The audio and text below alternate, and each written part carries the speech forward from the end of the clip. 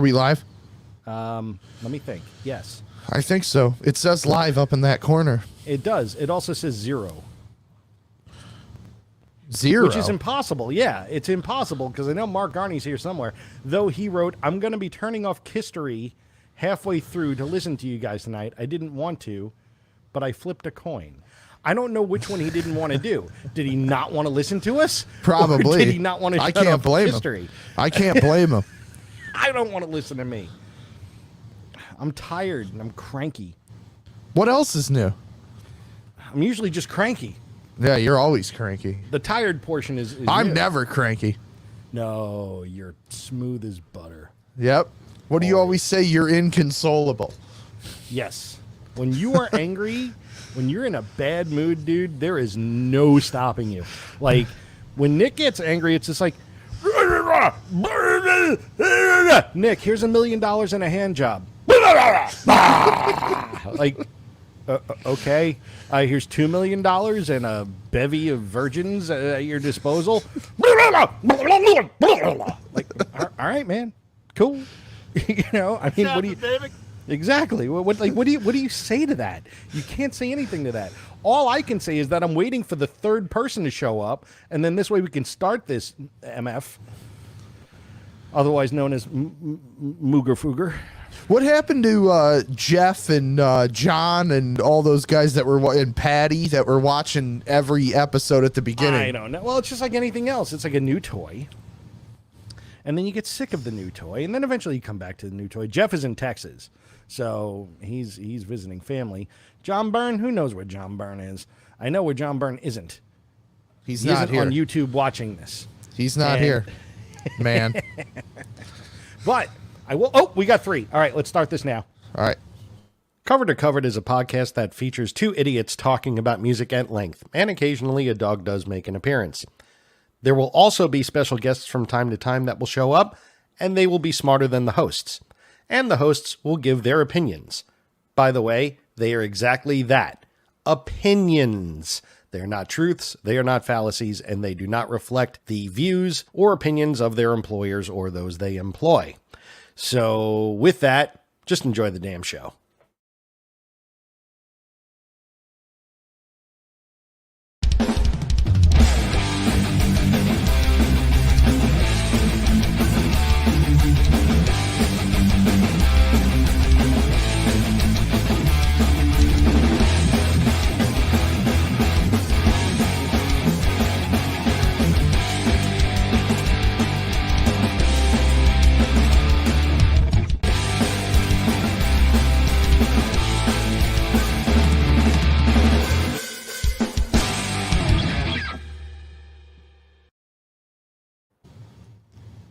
Did I see Wayne Cochran in that intro?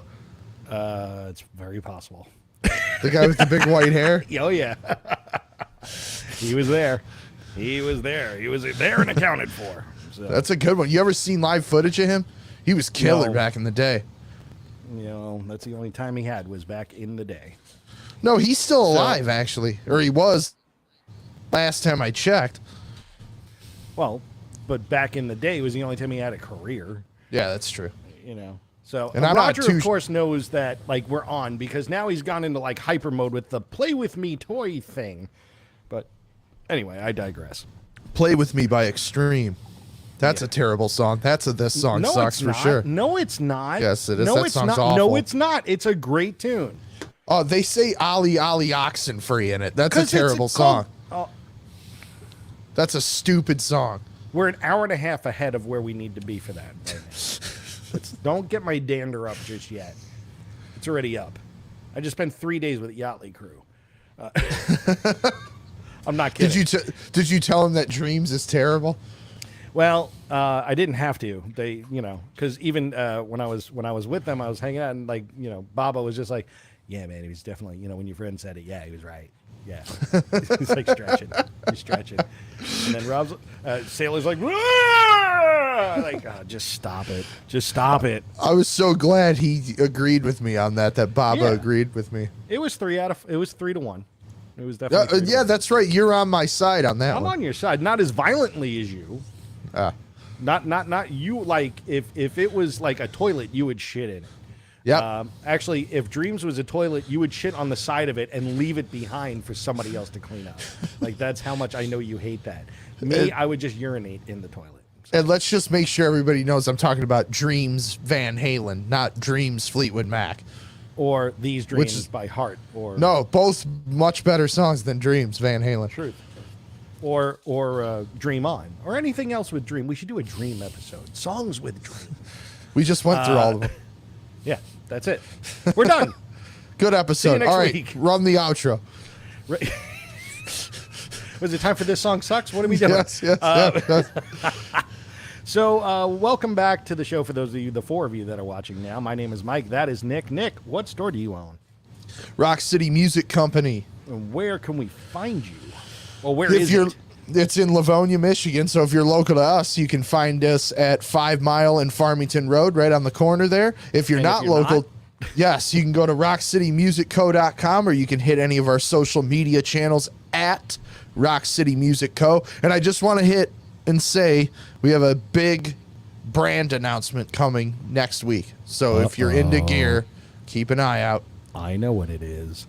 I think you do. Yep. I do. I know exactly what it is. Yep. In fact, I was with one of their signature artists last week. Ah, then you do know what it is. I know exactly what it is. I ain't no dummy. Ain't no dummy. Well, I mean, that's up for debate. Five across your lip. I mean, I did just spend the past 3 days with Yali Crew. So yes. That is debatable as far as like spending my time wisely. Wait, get Mark Garney. Get the Funk Out is a great song. It is. He's right. And look, He-Man Woman Hater, that song is great too. Look, you're not going to get me to say that the first 2 Extreme albums that there's... All right, wait. You know what? If you like them, get the Funk Out. Listen, if you don't like what you're hearing me say, get the Funk Get the out. Funk Out. Get the Funk out. Get the Funk out my house. That's 2 Live Crew. I like that better. No, he actually says it in the song. Yes, yeah. Get the funk out of my house. But get the fuck out. Yes, that is 2 Live Crew. And it's also Skid Row. They're both good ones. Yes. They're both better than Get the Funk Out for sure. What about how they brought Pat Travers in on that song just to sing that pre-chorus? No Pat Travers guitar playing, just to sing the pre-chorus. He's a Boston guy. What do you want? But from Boston. He's a killer guitar player. Why isn't he playing guitar on there? Because Nuno Betancourt's an amazing guitar player, and that was fine. They didn't need more. I don't know. It's not Extreme featuring Pat Travers. It was funny. They had Pat Travers and Pat Badger. Yep. See, he was the drummer, right? No, he was a bass player.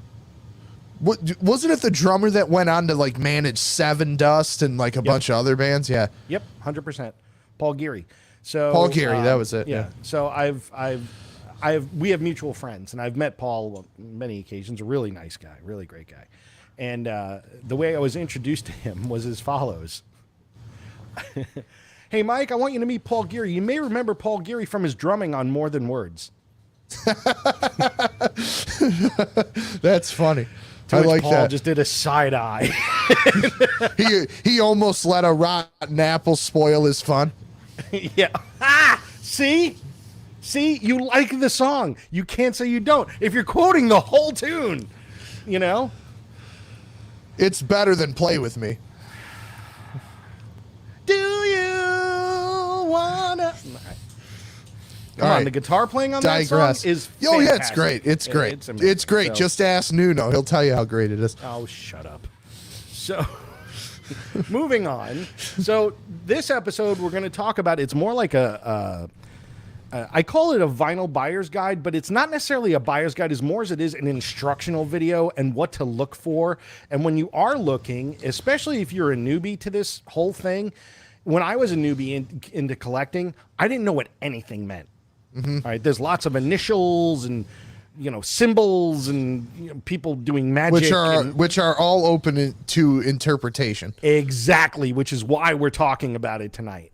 and we're going to show some things that I have some records here to kind of describe what conditions might be. Now, that might not translate visually to those of you that are listening to the audio only, but we'll describe as we go. But before we get there, a few things. Number one, Nick, what are you listening to?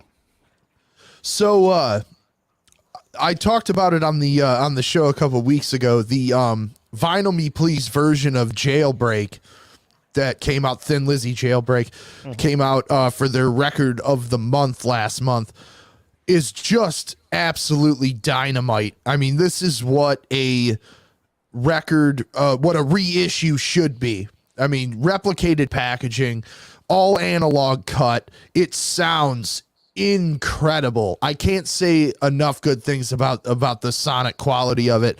So I've been playing the hell out of that. I've listened to it 6 or 7 times in the last couple of weeks. Also, I finally was able to get a copy of the 1972 EP from the Black Crowes that came out earlier this year, which is all covers. They do Rocks Off by the Stones, Moon Age Daydream by David Bowie. There's a Little Feat tune on there. Papa Was a Rolling Stone, a couple other great ones. That is fantastic. If you can find a copy, they did a very limited run of it, and I just happened to come across one, so that's great. And then Mike, I was going to bring this up. Have you read Martin Popoff's book on Rush, that 3-part series book? No, I have not. I have to, though. I just started, I listened to books on Audible, and I just started listening to the first part, which is called Anthem, and it's very in-depth. I mean, goes through the whole history of the band, talks to everybody, and I'm right in where they just got signed by Mercury, but that, of course, led me down the rabbit hole of listening to the first Rush record, which is such a forgotten record in the sense of that obviously Neil's not on it, and they're way more of a dirty blues rock band. Of course, everybody knows Working Man, but so many great songs on there. In the Mood, Finding My Way. Just to kick off the album. Exactly. So fantastic. I love hearing that record, and I come around to it every couple of years just because it's so easy to get wrapped up in Farewell to Kings and Hemispheres and Moving Pictures and all those great, that like clinical Rush records, but just a straightforward down and dirty rock record. That first Rush album is amazing. So I've been playing that a bunch. Yeah, no, that album's great. I mean, I can wax poetic on Rush, and we'll have a Rush episode at some point, because it's just what we'll do. But yeah, that first Rush album is very different than any other Rush album that came after it in a lot of ways. Yes. And really, I mean, if you listen to it and you close your eyes and nobody told you it was Rush and you didn't know any better, you might think Led Zeppelin. At times you may think a little Black Sabbath at times, but very much Led Zeppelin-esque. A lot of Deep Purple and Uriah Heep influence there too, with the grooves and things like that. Truth, absolutely. No, that's all awesome. I've been listening to a couple of different things that have been, speaking of Rush, one of them, I got one of my grails in the mail the other day. Here we go. And I saw the post. Yep. Yeah. There we go. Roll the bones. Now this is OG. That's amazing because you almost bought a beautiful 200-gram copy from me that I got in, and then you said, no, I'm going to wait for an OG, so I'm glad you got one. I found an OG. I'll still buy a 200-gram. Why? It doesn't sound that great. No, it can't. It doesn't. It just doesn't. Is it bad? No, but it's blurry. Like, that's the best way that I can describe it. And we'll talk about things like this today as well. But one really cool thing, it was funny. I went to go put it on. I wanted to hear the first song, Dreamline. It's the first single off the album. It's the first song on the album. As you do, you take it out and you look at both sides and you're like, all right, let's put on side one. And so I had side two and I flipped it over, naturally thinking it was side one. And I put it on the turntable and I cleaned it off and I put on the needle and it was side two. I'm like, wait a minute. I take the needle off. I take the record off the turntable. I flip it over. It's side two. So it's a misprint. It's actually both labels are side two. Wow. The record is correct. Okay. The record is correct. It is side 1 and side 2, but the label is incorrect. Both are side 2. So that was an unexpected kind of hiccup that I actually really dig. Yeah. And another reason why I need a 200-gram copy, which, by the way, I have Counterparts 200-gram copy on its way right now. It'll be here Friday. I think I have that too. And I have Test for Echo still. That I'm going to get from you because you can't find that anywhere. No. So, yeah, I've been listening to that. I've also been listening to the first Clerks soundtrack a lot. Oh, yeah. Because I saw Clerks 3 on Sunday in the theaters, the last day to see it in the theaters. Now it's going to go to streaming, I think. And, of course, I had to turn back the clock because the movie Clerks is in my top 5 movies of all time. Such a great one. I love the second one, too. I know a lot of people don't like it, but I love the second one. I like it. I don't like it nearly as much as the first. Well, of course. Yeah. Yeah, but is it great? Absolutely. But the soundtrack from the first album, I mean, the bands that are on this, first of all, Alice in Chains, they have Got Me Wrong on there, which is one of the best, mainly acoustic tunes they had done. There is some electric guitar in there, but when they play it live on, unplugged, it's fantastic. It's such a great tune. And then you have Soul Asylum with Can't Even Tell, which is what the video was, the lead video from the movie. That's a great tune. Stabbing Westward's on there. Corrosion of Conformity's on there. Jesus Lizard is on there. Bad Religion is on there. It's just layered with tons and tons of great bands and great songs from those bands. So I highly encourage anybody, if you haven't listened to that soundtrack, especially since it's intercut with, dialogue from the movie, which just makes you pee your pants. You need to go out and find that soundtrack. Now I got to find that on vinyl. That's going to be a tough one. 2 things. One, I have a copy of the Clerks soundtrack on vinyl on Black Smoke clear vinyl, and it's signed by Jay and Silent Bob. Oh, no way. Yep. Wow. I hate you. Second thing, you brought up the movies. I just want to say that Gall McCartney and myself on Monday saw the David Bowie Moon Age Daydream documentary.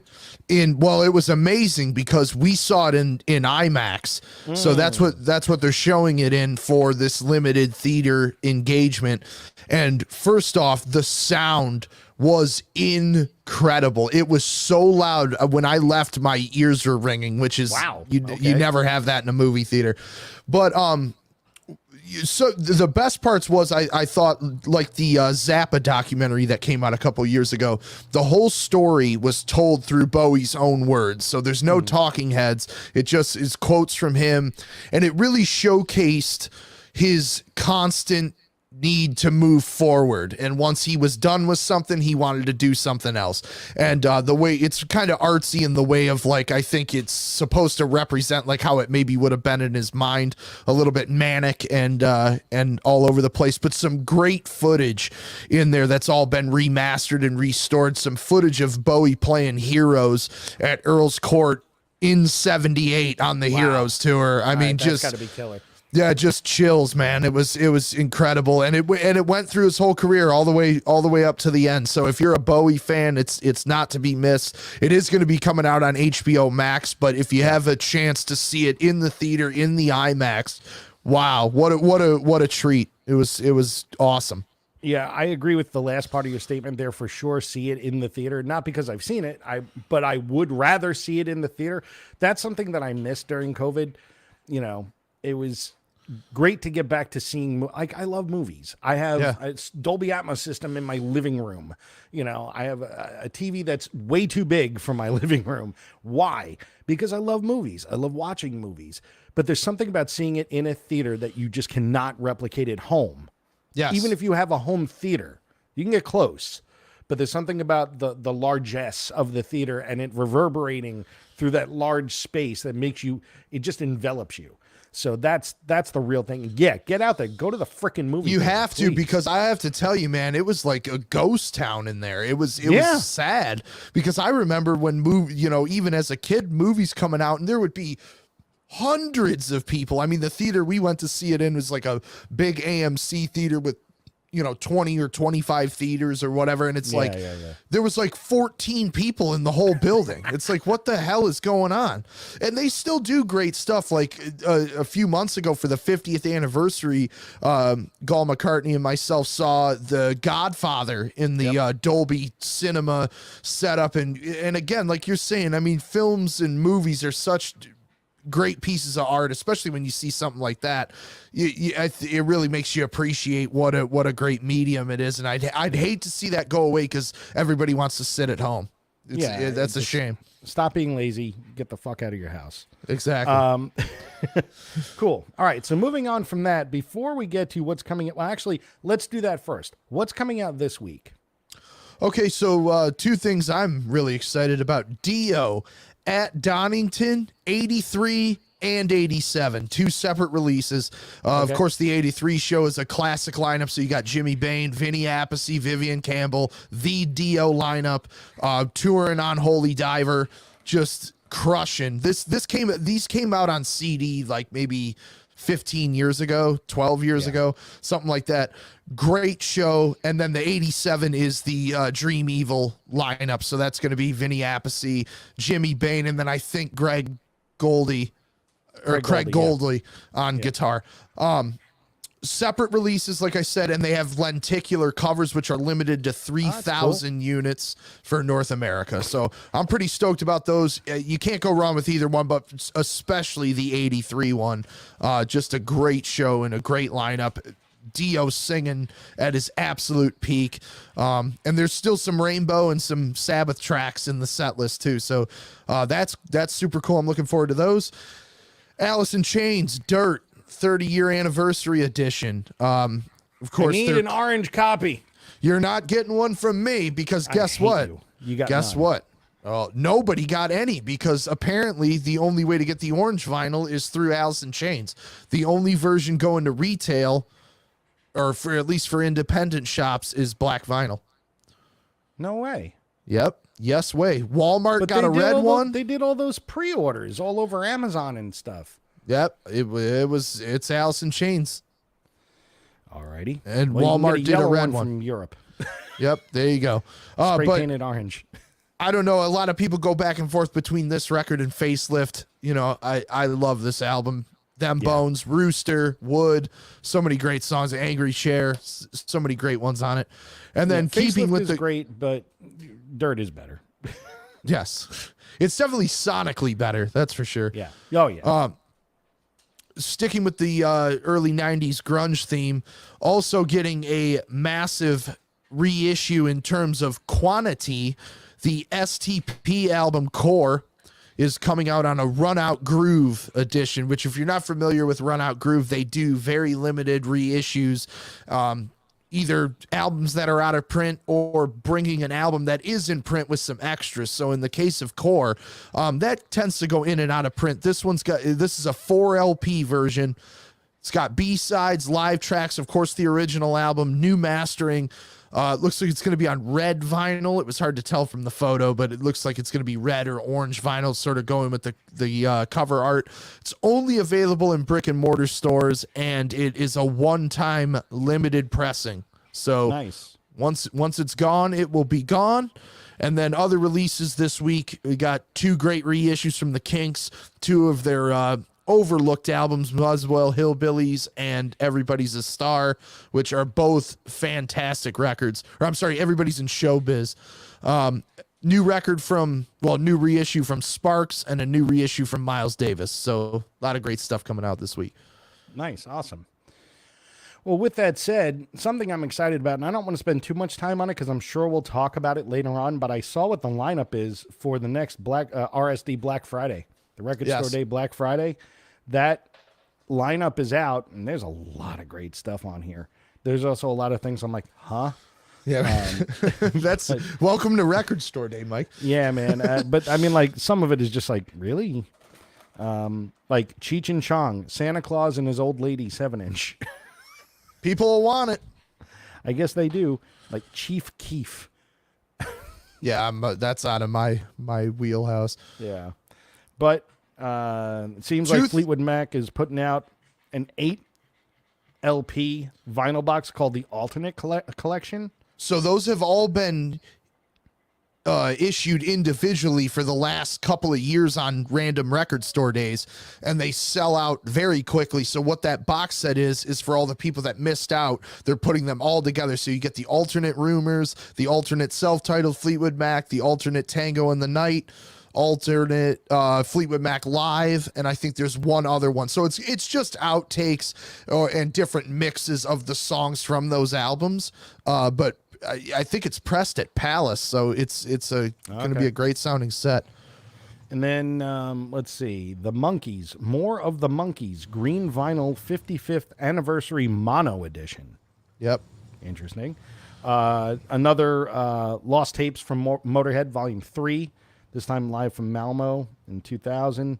Let's see, Ted I Nugent's wish they would do Spirit like of a the Wild. classic lineup of Motorhead release for that Lost Tapes. It's all nothing wrong with 98 and 2000 Motorhead, because Motorhead was never bad, but like give me some, like, I want like Hammersmith Show 2 1979 on the Bomber tour, like, where, because they've got it, where is it, Yeah. Let's see. Oh, the best drummer on the planet, Ringo Starr, has an LP coming out. Yep. In fact, he's got 3. Wait, no, I take that back. Ringo Starr, Old Wave, which I guess is a new album. Then Ringo the Fourth, put out on 180 gram translucent blue vinyl, also on translucent orange vinyl. Ringo Starr and the All-Star Band live at the Greek Theater, double color LP set. Yeah, there's a lot of Ringo Starr here. The Sword, that's cool. Let's see, Ultravox, Rage in Eden, Steven Wilson stereo mix. Yep. That's going to sound good. Let's see, Brian Wilson, Long Promised Road. So there's like 75 other things I'm not telling you about. So, but here's the other thing that I want to add, because it's not a sanctioned record store day release, but it was just announced today. And Mike, I know you're not a fan, but if you're a fan of Tom Petty and the Heartbreakers, finally, after 25 years of waiting, the Live at the Fillmore box set is coming out, and it's being released on LP on November 25th, which is Black Friday. Oh, thank God, I couldn't wait anymore. 6 LP set or a 4 CD set. The Heartbreakers at their absolute best, just being a great rock band. There's some Tom Petty songs on it. There's some Heartbreaker songs on it. There's a lot of covers on it. A lot of shit people have been waiting for. So yeah, that's a hard pass for me. That's no. I'm sorry. I won't be using my hard-earned money for that, and neither will Conchetta. So she's on my side on that one. Thank you. Your loss.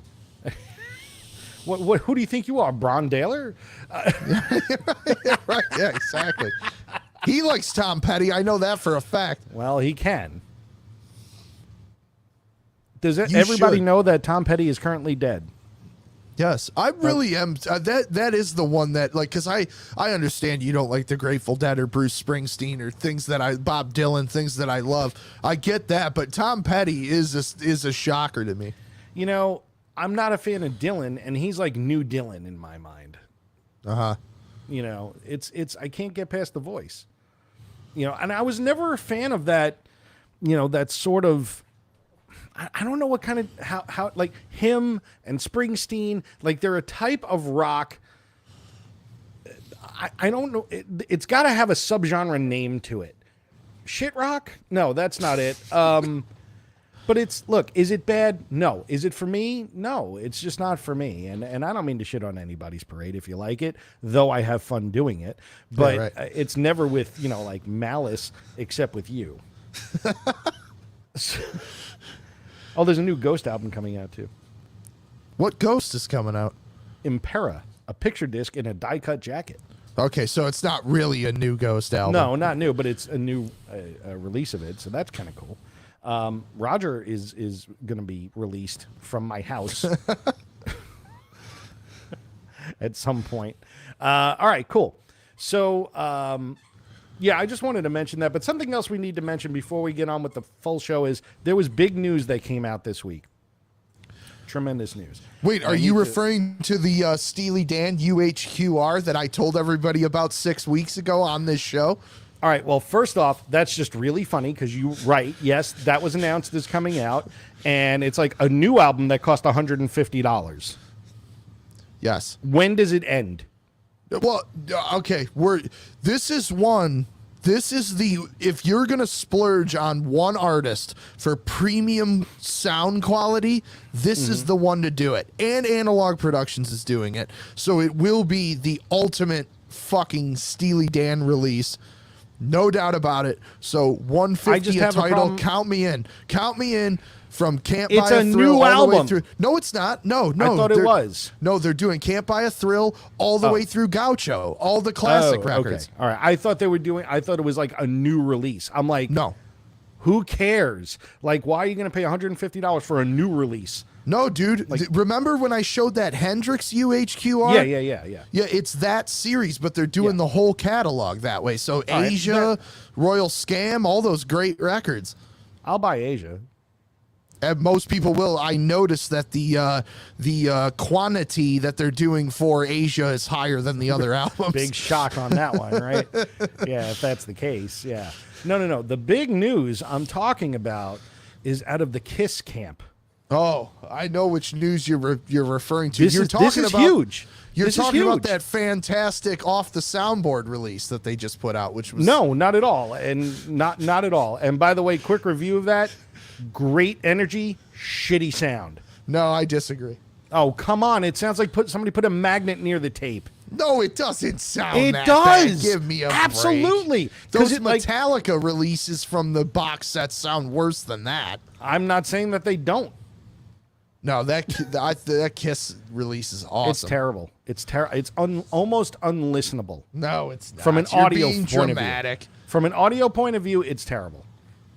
It's bad. I don't have the LPs. I listen to the digital audio on Apple Music, and because I listen to it, and let's say it's a little bit more detailed because of that, you can kind of hear that sort of like swelling of like treble, and then it gets muddy, and then treble, and then it gets muddy, and treble, and then it gets muddy. Like it's a 45-year-old tape, which it is. Yeah, it's a bootleg tape ran off from stereo outputs on their soundboard. I mean, I don't think I wasn't expecting Gaucho. No, but I would have expected them to try to at least balance out the warble.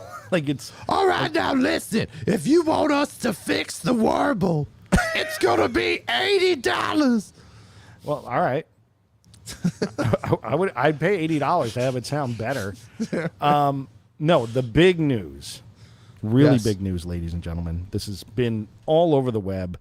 And literally all over the web. Literally all over the web. The big news is Gene Simmons has no friends. Self-admittingly that he has no friends, and he's not interested in having friends. That's my favorite part is everybody sharing it like, oh, he's got no friends. And it's like, if you read the article, he says he doesn't want any friends. It is so funny because it's the most Gene Simmons thing ever. Like 100%.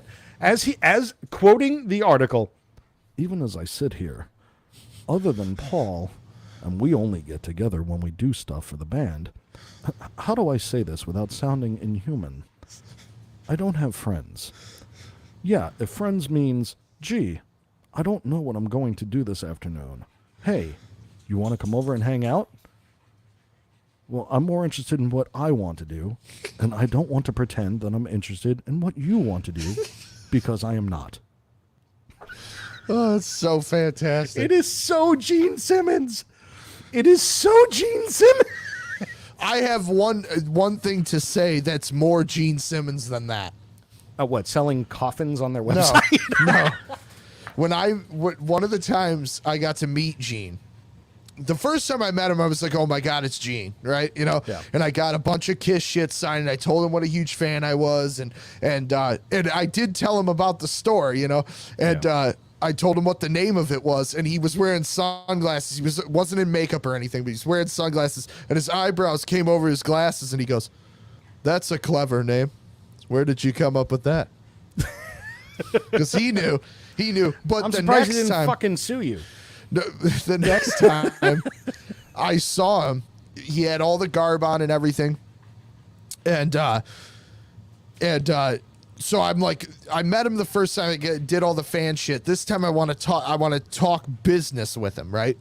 Yeah. So I tell him at the time all this shit that was going on at the store that involves some past employees and stuff. And I get done telling him, and he's listening intently, and he's wearing the demon makeup. He's like 8 feet tall, right? But he's nodding and he's listening. And I get done telling him what's going on, and he puts his hand on my shoulder and he goes, well, the first thing, Nick, is you should never have any employees. You should only have subcontractors, or else you'll have to pay for their insurance.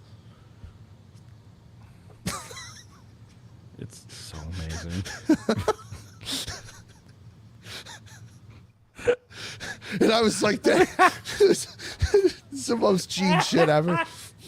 That totally is. Like, when we make the Kiss coffin, everybody is 1099.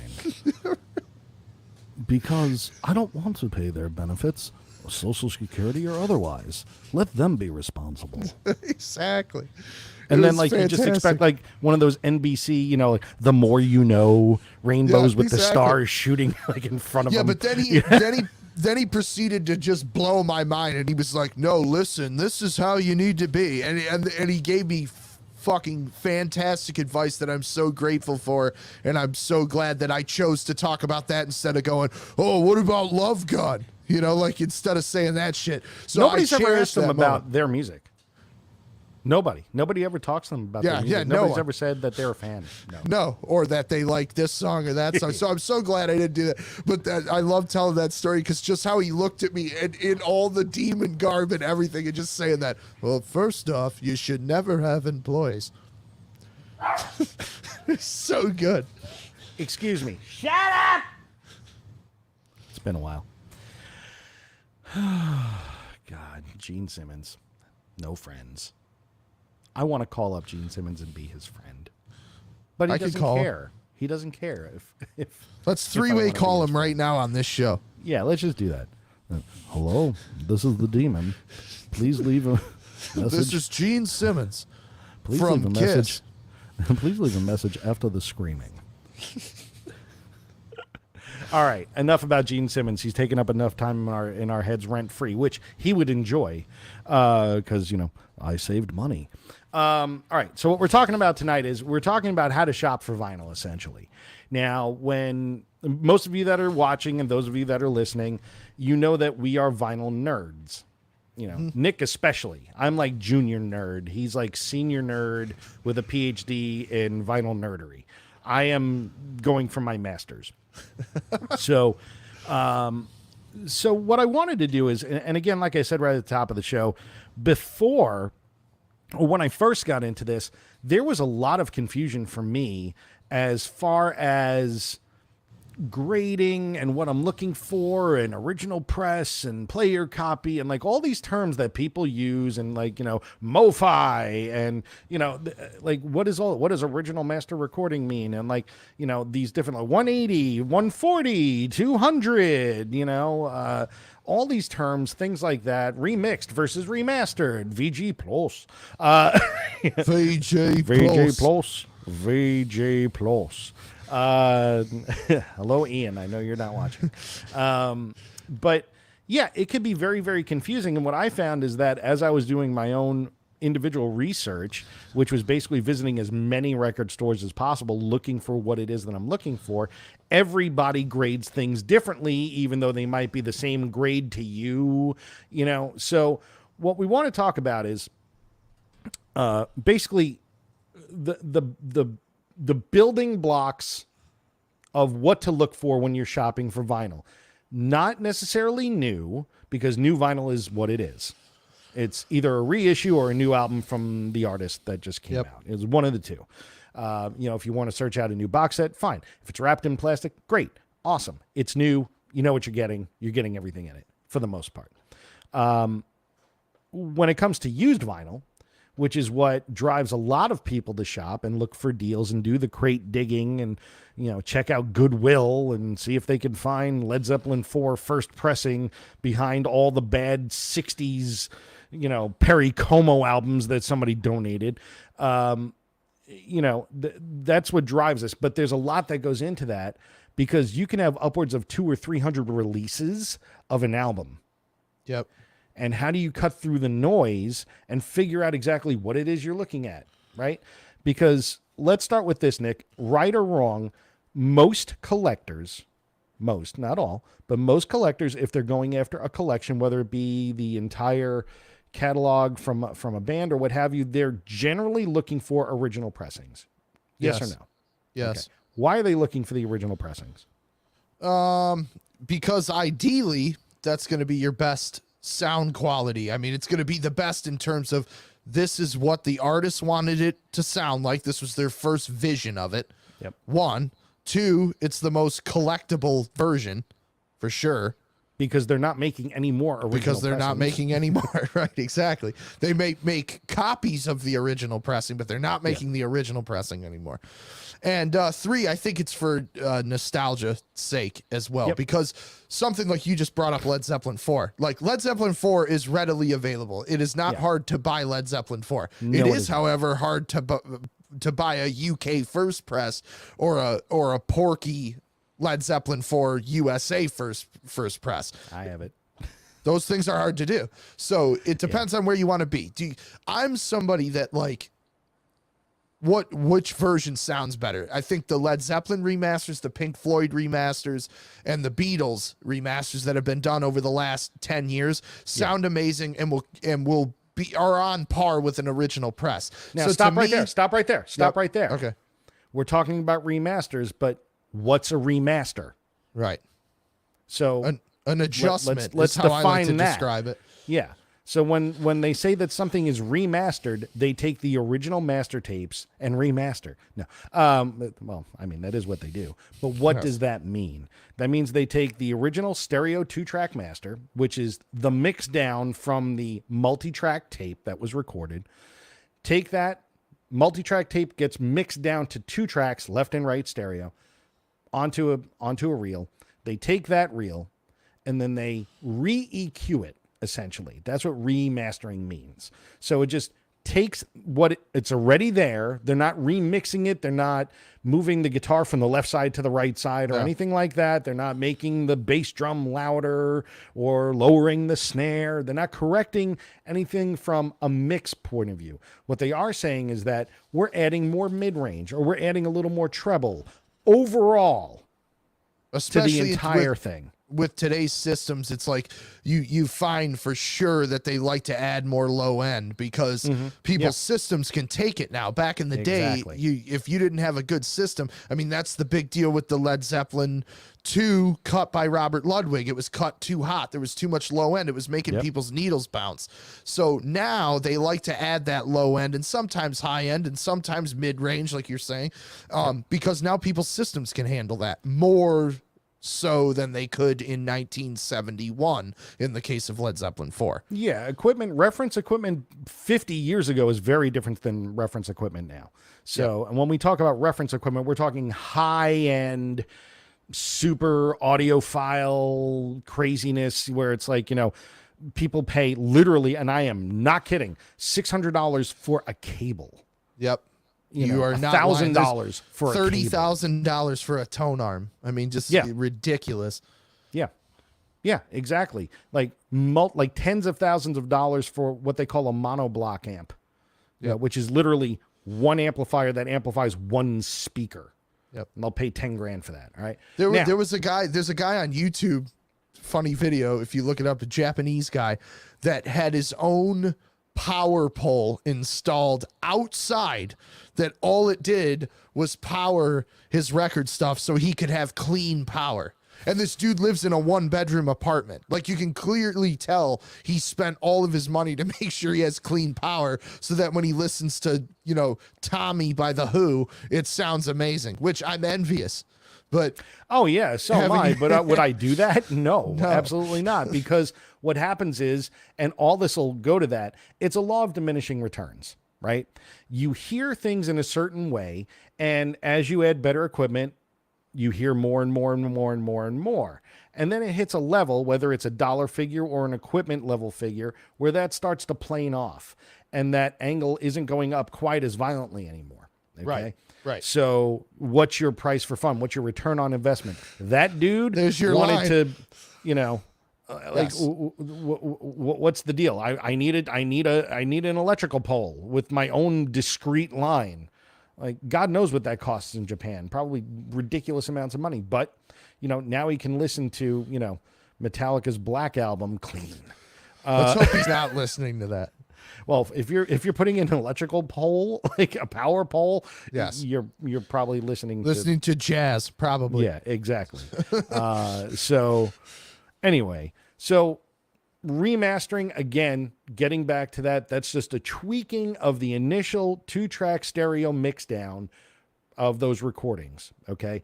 And yes, because of the way equipment is today, they can handle it more. That's what a remaster is. A remix is taking the original tracks, which is what is happening on those Beatles box sets, including the Revolver box set that's coming out really shortly. Yep. It's the Or entire the Pink album. Floyd Animals that came out last week. Yeah, exactly. So all that, they took the original master tracks, the original tracks that were recorded, and remixed them and changed the levels of everything to make a more cohesive or more clear or articulate mix. Okay. Yes. Now, why is that important? Because you need to know what you're buying and exactly what that is. Remaster, in a lot of ways, could be just a tweak of like 1 dB on the 4K, and you'll never know it. You don't even need to know what I just said. It doesn't matter. Just know that does happen sometimes. Yep, and it's it's remastered. marketing. Well, we just tweaked it, and it's really just marketing so that you could buy a new version of the album. All right. Shout out real quick to Dean, who said, "But is the pole true bypass?" Well, yeah, fantastic. of course. I mean, it's got to be a true bypass, Paul. That's fantastic. It's so great. I love it. Yeah, and here's the thing: there are these people building these $100,000 systems to play a $20 fucking record. Yeah. So, whatever. Anyway, Or they're the ones hoarding all that, original press Hank Mobley Blue Note records. Exactly. Yeah. So getting back to the you're buying the original press because you want the collectability of it. A lot of times it will be the best pressing until a remaster, or if it came out on 180 gram vinyl or 200 gram vinyl. Now, what does that mean? Well, like this album right here. This is an OG Out of Wild South by the Allman Brothers, right? If I take this out, and this is not a very good condition album. This is the epitome of what would be called a player copy. But if I take this out, I mean, kind of a flimsy record. Yeah. It's a really flexible record, right? Whereas, I think this was either 120 gram or 100 gram at best or something like that in the 70s. I think average actually was like between 120 and 140. I don't think they were quite as accurate then as they are now with the weight. I mean, they just made a lot of records then, so it didn't matter. Now, here's where this changes. You're right. In the late 70s, there was a gas shortage. There was an oil shortage. And these albums became even flimsier because they were using less and less material to make these albums. So, now there are some people that say, well, we'll get to that in a minute. Like this Megadeth album, I haven't opened it. All right. This is 200 gram. This ain't moving. 180 gram. Like this is not moving. This is super solid. This, you could feel weight. Like this has weight to it. And why? Because it's 180 grams of vinyl as opposed to 120 grams of vinyl or 140 grams. It's more grams, therefore it's going to be thicker, which means it's going to give you more stability on your turntable, which in turn is supposed to give you better fidelity. So if it's they not can cut the bouncing grooves around, deeper. Exactly. It's thicker. They can cut the grooves deeper. Your needle can sit in it deeper, and therefore you get better sound overall. There are some people that truly swear by that. There are some people that swear that these sound better. Yes, that's the big thing. I've never been snooty in the way of like it has to be the original, collectability wise, yes. Sometimes there's more value. Other times reissues come out and they go up in value very quickly. Just but like that's Rush. not Rush is a great example of that. All the Rush stuff from like 2015 sounds better, and it costs way more, especially for their later releases. Yep. It costs way more than the originals. Exactly. And I just, so in some cases, like the Beatles mono box, which I think to me, which I talk about on this show all the time, is the crowning jewel of reissue vinyl. I mean, those things kick the shit out of the original pressings. Yep. Sorry, they do. They're better. Just because, like you're saying, 180 gram vinyl cut straight from the analog tapes on today's equipment. They're not mass produced in the way Beatles records were in 1965. All of those things make a difference. So it's like, if you want sonic purity and you want great copies of Beatles records, those are the ones you want. That's the box you want. And even to that, like, they're still collectible, but they're not as collectible as, say, like a first edition, a first pressing of Meet the Beatles, right. UK edition. That might be worth more. Yesterday and Today with the wacko cover, that's super collectible. It's thousands of dollars for that. So there's a collectability factor more so that goes with the original pressings. Sonically, most of later repress 180 gram and remaster, because once they go to 180 gram, they're also remastering. Yep. 99% of the time. Mm-hmm. And especially today, it used to be where, and Nick, you could tell me if I'm wrong on this one, but this is what I believe. Tell me if I'm wrong. In the 2000s, they were, late 2000s into the 2010s, they were remastering classic albums and putting them out on CD and putting that remaster out on LP as well. But they weren't remastered for LP. They were remastered for the sonics of a CD.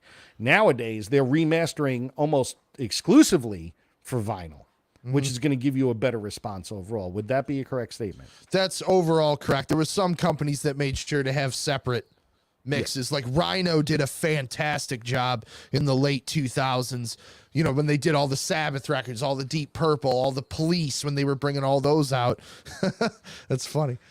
I wish they would have made all the Springsteen albums with 0 grams of vinyl. Yes, thank you, Dennis. I agree with you 100%. When they were bringing all those out, they were getting vinyl cuts, mostly done by Bernie Grudman, who is now in the top 3 guys that you want remastering your vinyl.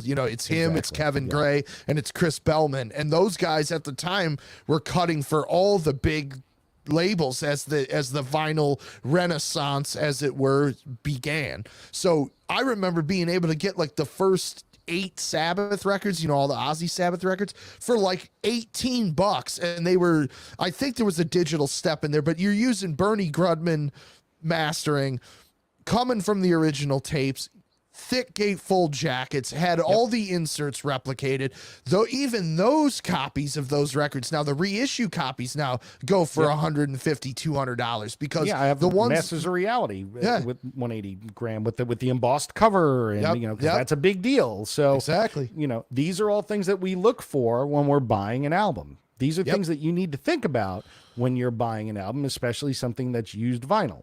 You can't predict what's going to be worth a lot later on with standard vinyl today that's coming out, unless it's a box set with it's numbered and limited and all that stuff, right? That you can kind of predict, like Miles Davis. That's not always like that. It's not always a home run. It's not always a home run. Did you get that Typo Negative box set from a couple years ago? Run Out Groove did that. Okay, so that I had one of those that sat in the store. It was $189. You got all the Typo records. I wanted it. I couldn't. They were done very well. Yeah. It was like 12 LPs on green vinyl. Yeah, exactly. That thing sat in my store for a year at $180, and it's like $700 now. More than that. I've seen them go for $1,200. Yeah. There you go. So you can't predict what's going to happen. Don't buy something for what it's going to be worth later on. Buy because you want to listen to it. Exactly. That's the bottom line. That's what's always missed. Yeah. And that's why I like buying used vinyl, because, even if it's an original press, guess what? I'm going to play the damn thing. Exactly. At the end of the day, you need to want to play it. Now, are there some exceptions? Yeah, there are. Like, I have a fantastically clean copy of Fair Warning with You know, I've talked about it on this show before. It's a super clean copy with the David Lee Roth poster and the fan club insert, and the record is in near mint condition. We'll talk about what that means in a minute. But I also have 2 other copies that I listen to. Yep. Those I use as my player copies. That one I use as my collectible, right?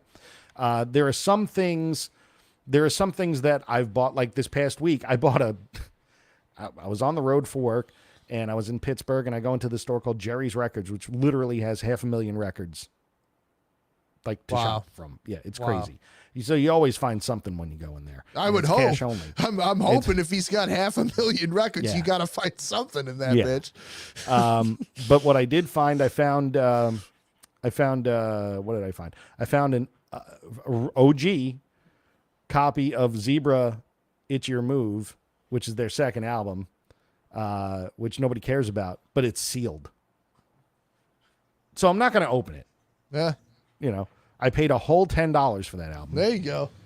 You know, and I also found a sealed Gino Vanelli Brother to Brother in the same place that I paid $7 for. There you go. And it's got the sticker on it saying it was $6. So featuring I Just Want to Stop. No, it didn't even say that. It was like it doesn't have the hype OG sticker. And maybe it does. I got to go look at it again. That's what the hype sticker says. Featuring I Just Want to Stop. I got to look at it again. I don't remember if it has it or not. But anyway, that's another thing we could talk about, hype stickers. So we'll save all that. Let's save all that. So again, you're buying records to listen to for the most part. Keep that in mind. All right. So do you want a record that looks clean, at least visually? Yes, you do. There are certain things that you can kind of get past that are imperfections that you can be okay with. There are certain things that if it's dirty, like Mark Garney asked, can we talk about how to clean records? Yeah, we can do that too.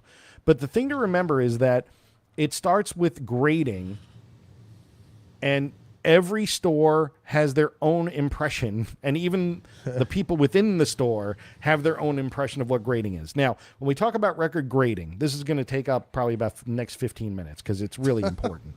Let's not bore everyone to death. Yeah, but it's important. So it is. What I want to talk about is one type, that's the gold mine grading system. Now, the gold mine grading system, you can look it up online and it'll give you explanations. And basically, it's everything. It's from the bottom going up. It's poor, fair, good, good plus, very good plus, near mint minus, mint. Okay? Yep, so you got it. Basically, there are some people that you go on eBay or you go to stores. It's like, excellent. Well, what does excellent mean? They'll be like, well, excellent equals near mint. Okay. Well, why don't you just call it near mint? To me, excellent equals like VG plus. Well, that's the whole thing. Yeah. It's different to you. So everybody has a different definition of what that is and what makes up what that is. So that's the crazy part. So generally speaking, Nick, maybe we can go back and forth for this one. Mint, I'll take this one. It's kind of easy. It's this. It's sealed. Unopened. Sealed, brand new. You assume that the record inside is in perfect condition. The cover is in perfect condition, unopened, unused. That's mint. All right? I'm going to take the next one too. What's the difference between mint and near mint? This. This is amazing. Yeah. Ready? No, don't you know the leg trick? The what? The leg trick. I don't know legs. Okay, if you go like this on your leg, the cellophane will split exactly at the seam. Uh-oh. Your mic's gone. Mike's mic is gone. Uh-oh. What happened? He cut it with his scissors. Now you're muted. Nope, you're still gone. Uh-oh. I'll take over from here. What he's trying to show you is that near mint is when you just open the record and it's maybe not even been played. Right? Correct? Mike the Mime, ladies and gentlemen.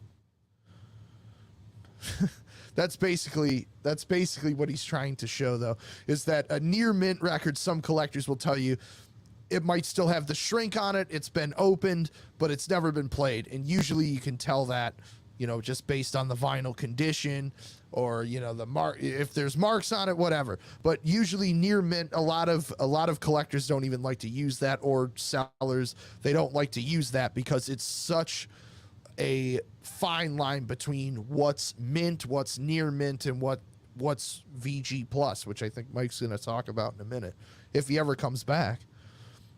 Let's see. What has Pat got to say? I can't put the comments on the screen, but I'll answer questions. Tell us about the leg trick. I just did. So if you go like this, build friction on your leg, it'll split the cellophane seam open. If you're one of those people like me that wants to keep the shrink on the jacket of the record, some people don't want to do that. Obviously, if you don't want to, you just tear it off. Maybe played once or twice, says Pat. Is that still near mint? I guess it depends on how you take care of your records. Do you clean them before and after you put them on? I'm really not a stickler about it. I think if I look at the record and there's no dimples, there's no scratches, there's no dust, there's no whatever, then it's near mint as far as I'm concerned. Before you get into putting it on a turntable and listening to it in headphones, etc. But I like to think that, Pat. I think if it's played once or twice, it's still near mint if you take care of your stuff. I have a VPI machine, so I VPI everything because that's the nerd level I'm at. What does Dean say? When I worked at Music Land, we used to rewrap stuff using the shrink machine at our neighbor's software. Yeah, exactly. That's the other thing. Some stores did used to do rewraps, and we still see that. In the store, we'll buy a collection and we'll go, "Oh man, this Billy Joel record or whatever is still sealed," and then you open it and it's clear that it's been played. So that's from stores like Music Land, Dean, where they were rewrapping stuff. Dennis, I remember when albums were for drinking beer and scoring chicks. That was a long time ago, Dennis. What records did you have, Dennis? A lot of Springsteen, I bet. They usually had slightly burned ends, says Dean. Yeah. Is that from when you would get done wrapping it, you'd have to cut the seam of the cellophane, right? I would think. Post rewrap. Yes. Yes, exactly. All right, Dean confirms. Somebody else has got to say something so I can keep this going. I wonder what's going on. He never has this much technical issue. Jesus. There you are. What happened? I don't know. I was dying up here. I was trying to answer questions. I can't put the comments on the screen. Anyway, so where were you up to at this point? I explained near mint, and then I was, because Pat said, if you go up to the comments, he said maybe played once or twice. Is that still near mint? What I said is yes. If you take care of your records and you clean them, and it can very well still be near mint. But some folks feel if it's been played, it's automatically VG plus. Yeah, and that's a very elitist attitude, but at the same time, it depends on who you're talking to. Yep. So that goes back to the whole subjectivity of it, which is kind of crazy and kind of maddening. And when somebody says something is near mint, usually they're doing a visual grade. Mm-hmm. Yep, exactly. They haven't played it themselves. It's like, well, I don't see a mark on it. I don't see a scratch on it. I don't see anything on this thing. Great. It's near mint. It's super clean. It's shiny. That's a big thing. Yes. If it's shiny. Which if it's means dulled, nothing. Well, I mean, if it's dulled, though, it could be that it wasn't taken care of and it's dirty, and you can never restore that shine fully. Because if you flatten out the grooves. You know what I'm saying? You buy a new record, they're all shiny, but it doesn't mean they all don't pop and hiss and crack and have pressing defects and all of that. Yeah, exactly. And there's a lot of snap, crackle, and pops that happen that have nothing to do with the record. It's static. Sometimes you need to eliminate the static. There are static guns that you shoot at the record, and it stops that. It's always good to make sure we'll get into cleaning in a bit, but make sure you give your record a cleaning before you put it on every time. Just whether it's a dry cleaning or wet cleaning. I prefer dry for the most part, unless you're doing a deep cleaning. But again, we'll get into that in a minute. So near mint is essentially what I just did. I took an album, I opened it. It's now near mint. Yep. You know. Next up would be VG Plus. VG Plus. We like very VG clean Plus. vinyl. It's very clean. It's got the poster. It's got the poster. Well, we'll talk about inserts in a minute. But yeah, VG Plus means essentially the record's been played.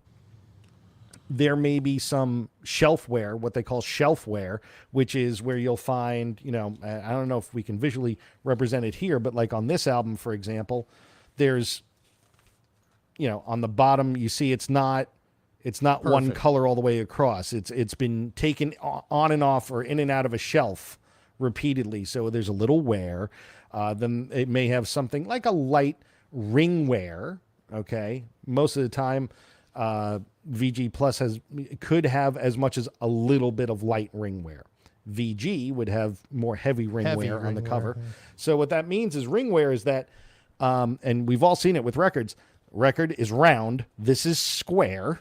Okay, the cover is square. We're going all the way back to kindergarten on this Yeah, one. we're going all the way back. So what you'll see over time, if it sits on a shelf or if it's used a lot, you'll see an imprint essentially of the record. Or and pushed in on your shelf causes exactly. it too. Getting pushed in on the shelf as well. What that'll do is you'll see an imprint of the record. It lightens up essentially because it's rubbing up. That record is in there. It's rubbing up between other records. So it's wearing away and it leaves a ring. Therefore, it's called ring wear. Sometimes on a VG Plus, they'll talk about VG Plus. they'll talk about spindle marks. Okay. Spindle marks are when you're going to, you put your spindle right there through that hole right there. That's what you seat the record on. That's what holds it in place from like spinning off of your turntable, right? A lot of people don't do it well. They just take it and they slam it down like, oh, it didn't go in. And they start doing this with it and popping it up and down. And that spindle keeps hitting the label. So it leaves like worm marks or indentations. That's called spindle marks. And those that are collectors look at that and start bringing that. That's why it's not near mint. But if you have a couple of spindle marks, that in that case would be VG plus. If you have a lot of spindle marks, you could drop it all the way down to VG. No plus. No plus. Also, and this goes back to your why do people buy original pressings or why are they more collectible? Because a lot of times, like let's say Black Sabbath, Deep Purple, Led Zeppelin, a lot of people that had those records when they were brand new did not take care of them. They were They were at parties or they were drunk or they were rolling joints on them. I still get records in that have seeds and stems on the inside of the gatefold. So it's like all of those things. Yeah, you missed that, Mike.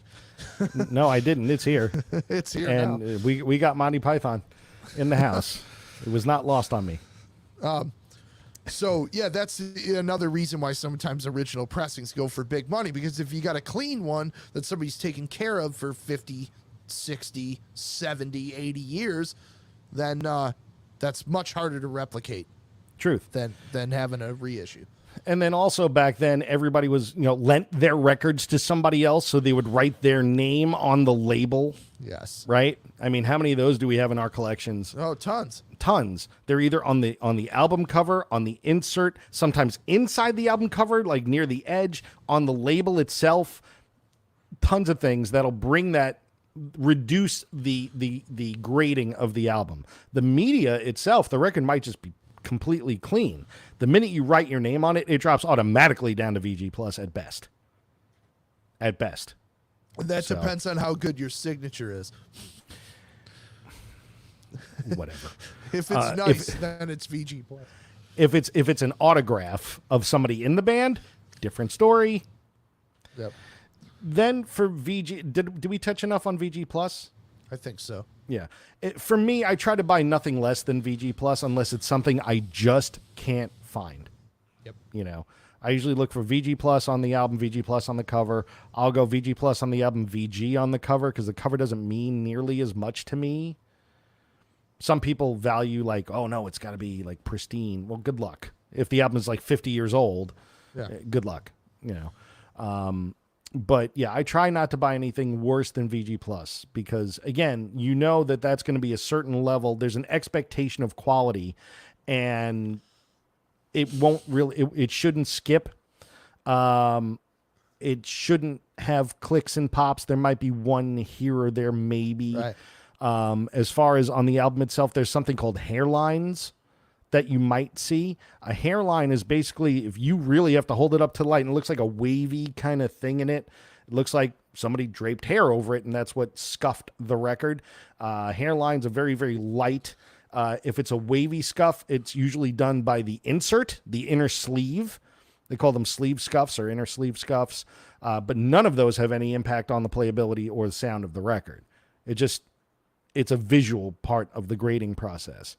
And if that's what's the worst thing that's wrong with the album, you're great, because you won't hear those issues. Mm-hmm. You'll be able to play it and not really worry about it. Do you want to take VG? I don't know. Do you want me to? Because I can already tell that our definitions are different. No, go ahead. Go with VG. So VG would be, this is what I consider the player copy grade myself. Mm-hmm. Yep. So it'll play through, no skips, no jumps, no cracks, nothing like that.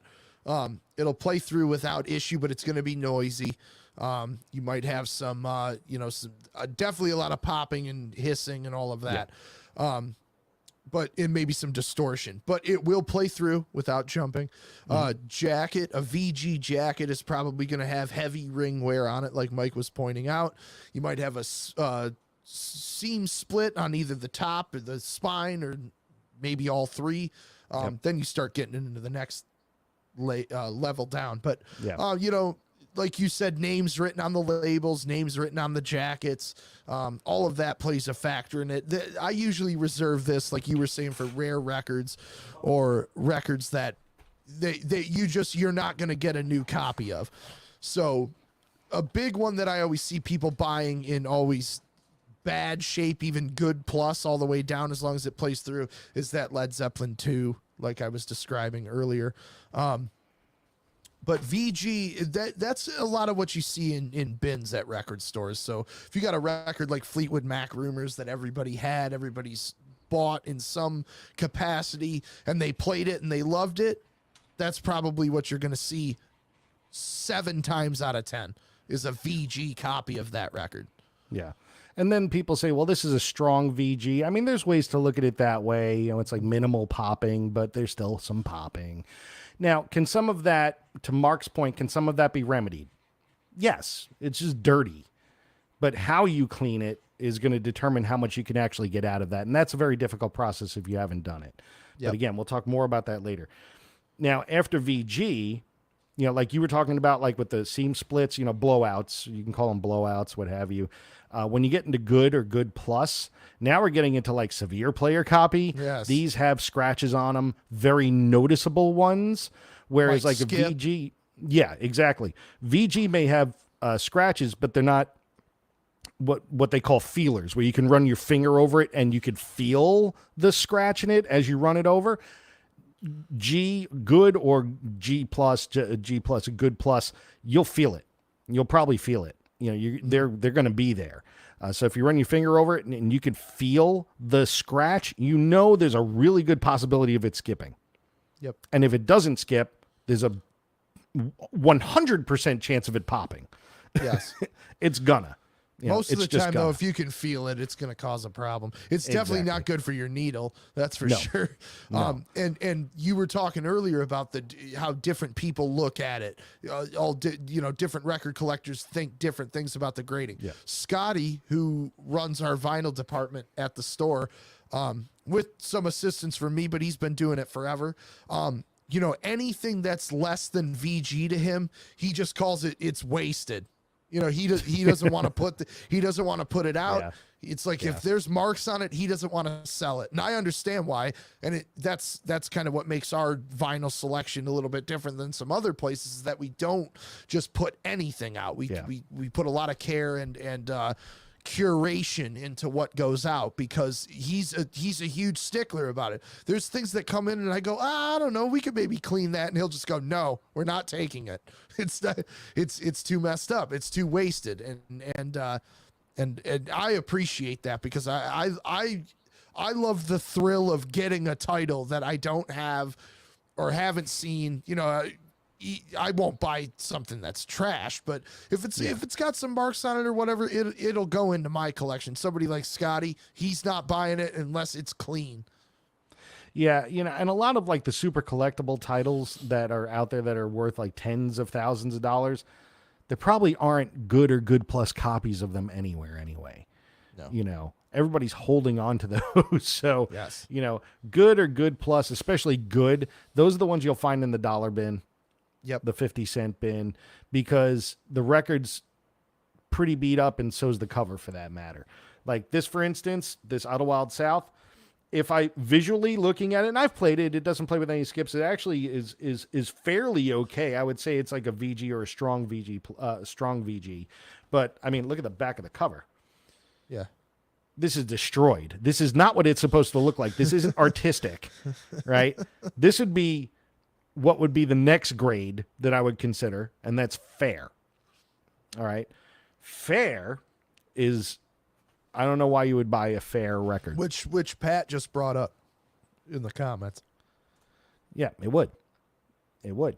Exactly. So why would you buy a fair record if you need it for artwork on the wall? If you want to throw it at people? Those are the ones that you buy like 10 for $1. You know? Yeah. In certain places, because they are virtually unplayable. I just, those are like the albums that you find in your grandmother's basement, you know, a million years after she, God rest her soul, may have passed away, and they smell like mold and cigarettes from the early 30s. A lot of Herb Alpert and Nat King Cole. Well, Herb Alpert I'd be all right with. Nat King Cole, but like Perry Como, like I mentioned earlier, those, like the golden Engelbert age of Humperdinck. Yeah, but they've Nothing been wrong, and not saying anything about the talent of those people. Just no, but generally that's what those albums are. Or they're, you know, yeah, Her Basement That Flooded. Paul McCartney put it right, exactly, 100%. So yeah, that's basically it. That would be something that has water damage, that may even have a small crack in it at some point. It is more scratched than record. yeah.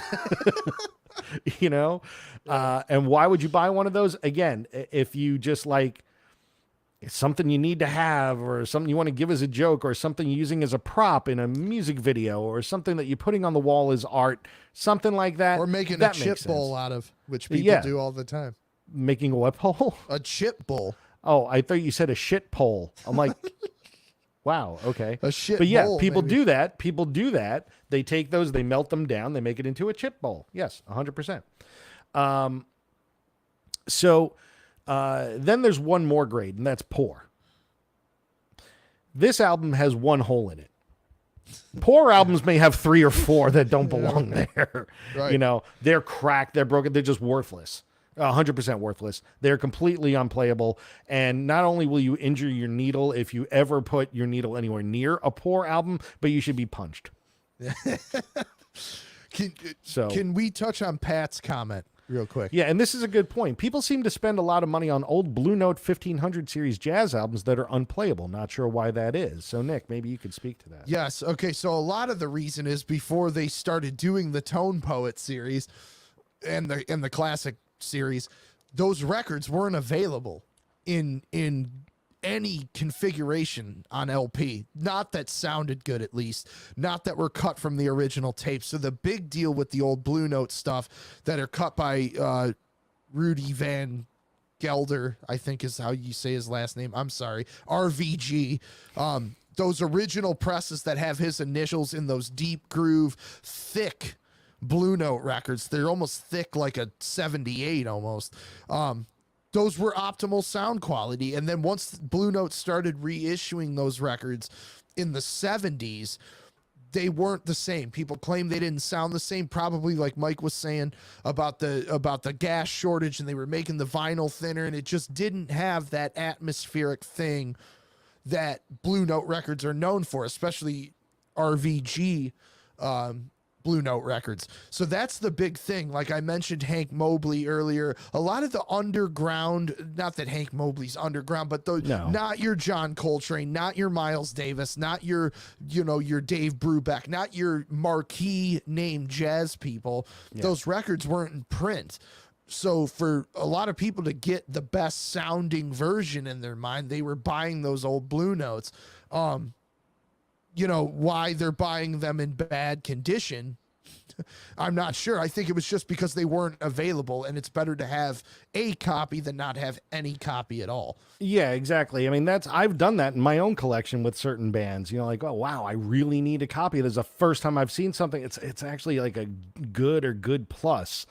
Well, I buy those as placeholders. Mm-hmm.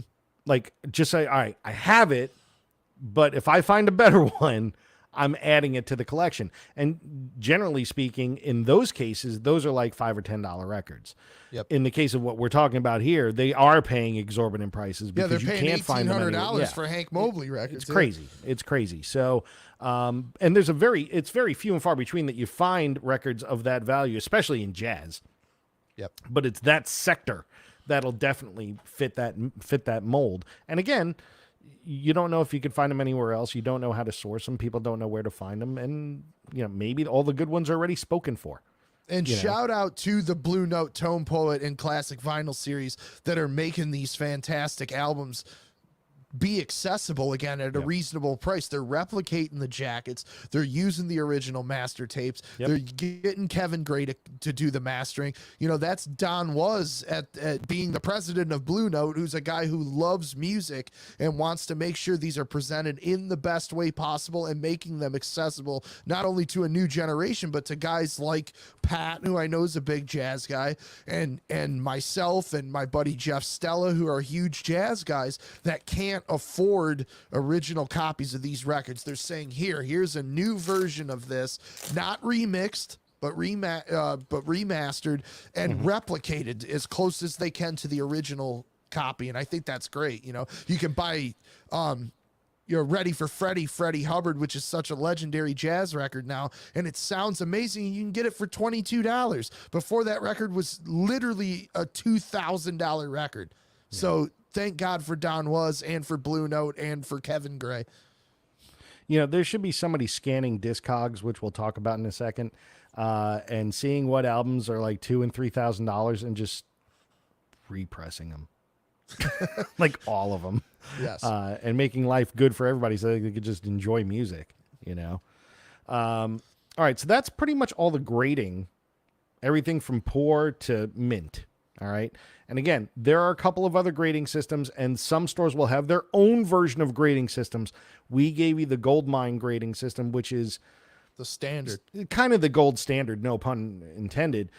But there are a couple of others out there that are like, well, we have our reason. Fine, whatever. Just read between the lines and do a little cross, like a cross-platform investigation. Like, well, what does VG mean here versus excellent here? Does that line up in their description? And then you can kind of figure it out if it's something that's not native to what you're understanding. But again, Goldmine is pretty much the standard. That's what Discogs uses. That's what a lot of other stores use. That's what they go by. And again, just remember that a lot of these stores, especially high volume stores like Jerry's Records, stores like yours, you're visually grading. You're not putting you're not putting a needle on every single record you take in. You can't.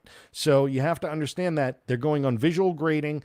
That's what they're assessing it by. Sometimes if they're like, wow, this is really cool. All right, I want to listen to Van Halen Balance. Yeah, because we haven't seen one in forever. They'll probably play it. Be like, literally, we actually play tested this one, Yep. So, just keep that in mind that it's, it may be VG Plus or near mint. It may look like that. There may be an issue with it, a small issue with it, but most of the time you're going to get what you pay for visually. There are some times that it's a little bit dirty. So, next up is, well, how do you figure out what edition this is when you're in the store? Well, a good store will label it and tell you this is OG. They'll say OG, original press, right? That's what we use, is OG. That's like our terminology. So, which OG means original gangsta, and we've adopted it for vinyl. So, and I'm sure original gangsters love that. Yeah, they do. Like, dude, we ain't vinyl. I'm sure Ice-T is really appreciative that people are quoting Perry Como records as OG. But, you know, if something is original press, a reputable store, a store that does its research like Nick's, will probably put it on the label, or at least be able to explain what it is to you when you're asking about it. They'll be knowledgeable enough to do that. And there are some that won't. Right. And some stores don't know what they have. They just took in a collection, you know, because they may not be. Certain stores you'll find that you shop in, they'll be, well, there's a store that knows rock really, really well, but they don't know much about jazz. Mm-hmm. Or they'll know jazz and classical really, really well, but don't know much about metal.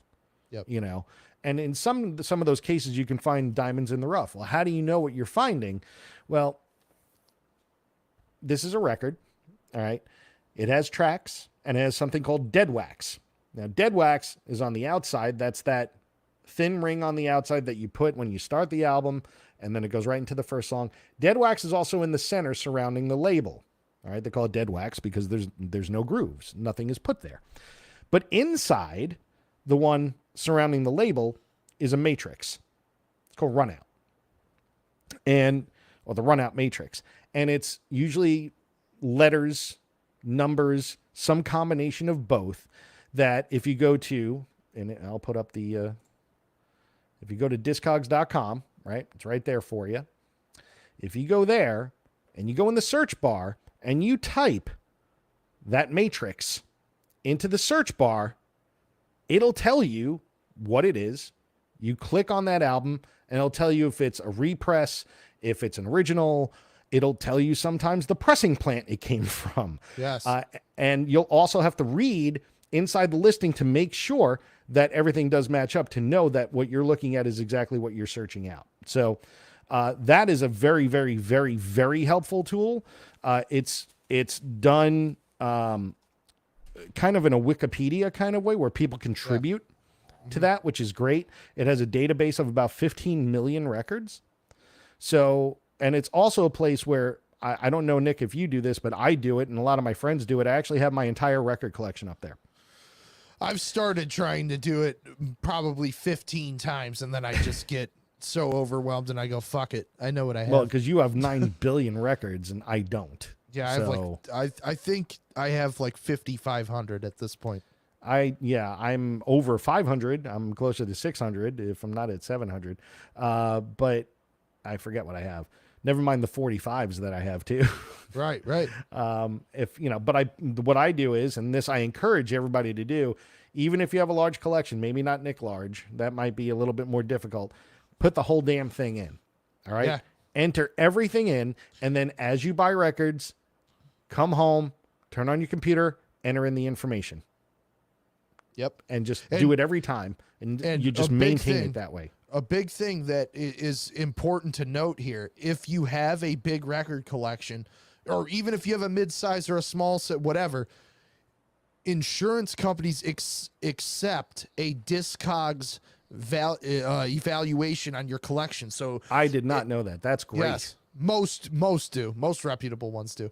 So when you have all your stuff in, like Mike's talking about, you can go and you can hit my collection, and it'll give you a low estimate, a median estimate, and a high estimate. And I believe your insurance company will allow you to use the median as the basis for your, whatever you're saying, I want to insure my records. So yes. I think you can use the median. I'm pretty sure is the one that they go to. So that's very helpful if you've got a huge collection that, let's say, is worth 20 grand or whatever. It's like you can take that to your insurance company, add it to your premium, and they will go on the Discogs value, because that's how reputable Discogs is. So now, actually, you brought up the value thing. Now I'm just curious to see what they change values all the time. Yes. Based on what demand is, and so your record collection will vary week to week, sometimes day to day. And there's a whole dashboard. So I'm looking at my dashboard, and I'm looking at all the albums that I put in there. I have, according to this, I haven't entered everything, and I didn't enter in my 45s. And there's a bunch of albums I haven't put in yet that I really need to catch up on. But I have 458 in here right now, and that's nothing. for a lot of people, especially if you look at Nick. But mine's quality rather than quantity, because my minimum, it says it's worth about $6,000. My median is about $11,000, and the maximum is about $24,000. Now, maximum is if every album is still in the shrink and it's mint. Yep. That is unrealistic. Yes. That is not the case. But do I think I'm somewhere between median and maximum? Yes. Do I think I'm closer to median than maximum? Yes. Yep. And that would be most everybody's collection. If it says that my collection's worth median about $11,000, it's probably closer to $13,000-$14,000. It is nowhere near $24,000. So, I don't even want to look at mine. well, yours will be way higher than mine. Way higher than mine. I guarantee it. But the cool thing is, if you have your collection up there and then you say, hey, I want to sell some records, well, you could do it right through Discogs. Yeah. You just say, I want to sell this record, and boom. All right. So it gets listed up there. So take good notes, make sure you're giving it the quality grading that it deserves. And if you really need to sell some records, or if you're looking to buy something that you're really after and you're willing to sell some records to get that, Discogs is a great way to do it. Now, Yes. There are conflicting views as to what the results are with some of these things. I've had more good than bad experiences. I had one really bad experience where somebody really tried to hose me. And yeah, they tried to hose me. They tried to sell me Vapor Trails, a sealed Vapor Trails. They had put it under as being as a 2015 reissue. Mm-hmm. But it wasn't. It was the one that came out last year or whatever. Oh, the remix. Yeah. Yeah, the remix. So, and it was you could have bought it in any store for $30, and the guy charged me $60. Oh, nice. I'm like, no, this is false advertising, man. This isn't. When I got the record in, the first thing I did before I even opened it was put it into Discogs. So that's how I learned. I'm like, oh, yep, nope. See, this isn't what you said it was, and I sent it back to him. I got all my money back. Well, there you go. But every other time I've used Discogs, it's been good. You have to do your homework, though. You have to do your research. You have to see if they're giving good explanations. And you have to realize that your country of origin, where it's coming from, that's going to play a part in it, too. Certain albums were not ever released in the U.S. on vinyl, but they were in Europe. So that's the only place you can get it. One of my grails, Wrathchild America 3D. Couldn't find it anywhere. I got it from Russia. Wow. Because it was only pressed in Germany and in very small amounts back in 1991. But the only place I could find it where it was remotely affordable was Russia. So I paid $85 for it. And now you're on the FBI watch list. Damn right. This was before the stupid war. It was before the war, the bad stuff. So, and somebody's asking actually, know about the selling of a used collection. Well, there's lots of places that'll buy it. Nick will buy them. I will. You'll have to, let them know exactly what it is, what you have, and take some pictures of some things so that you can actually see it.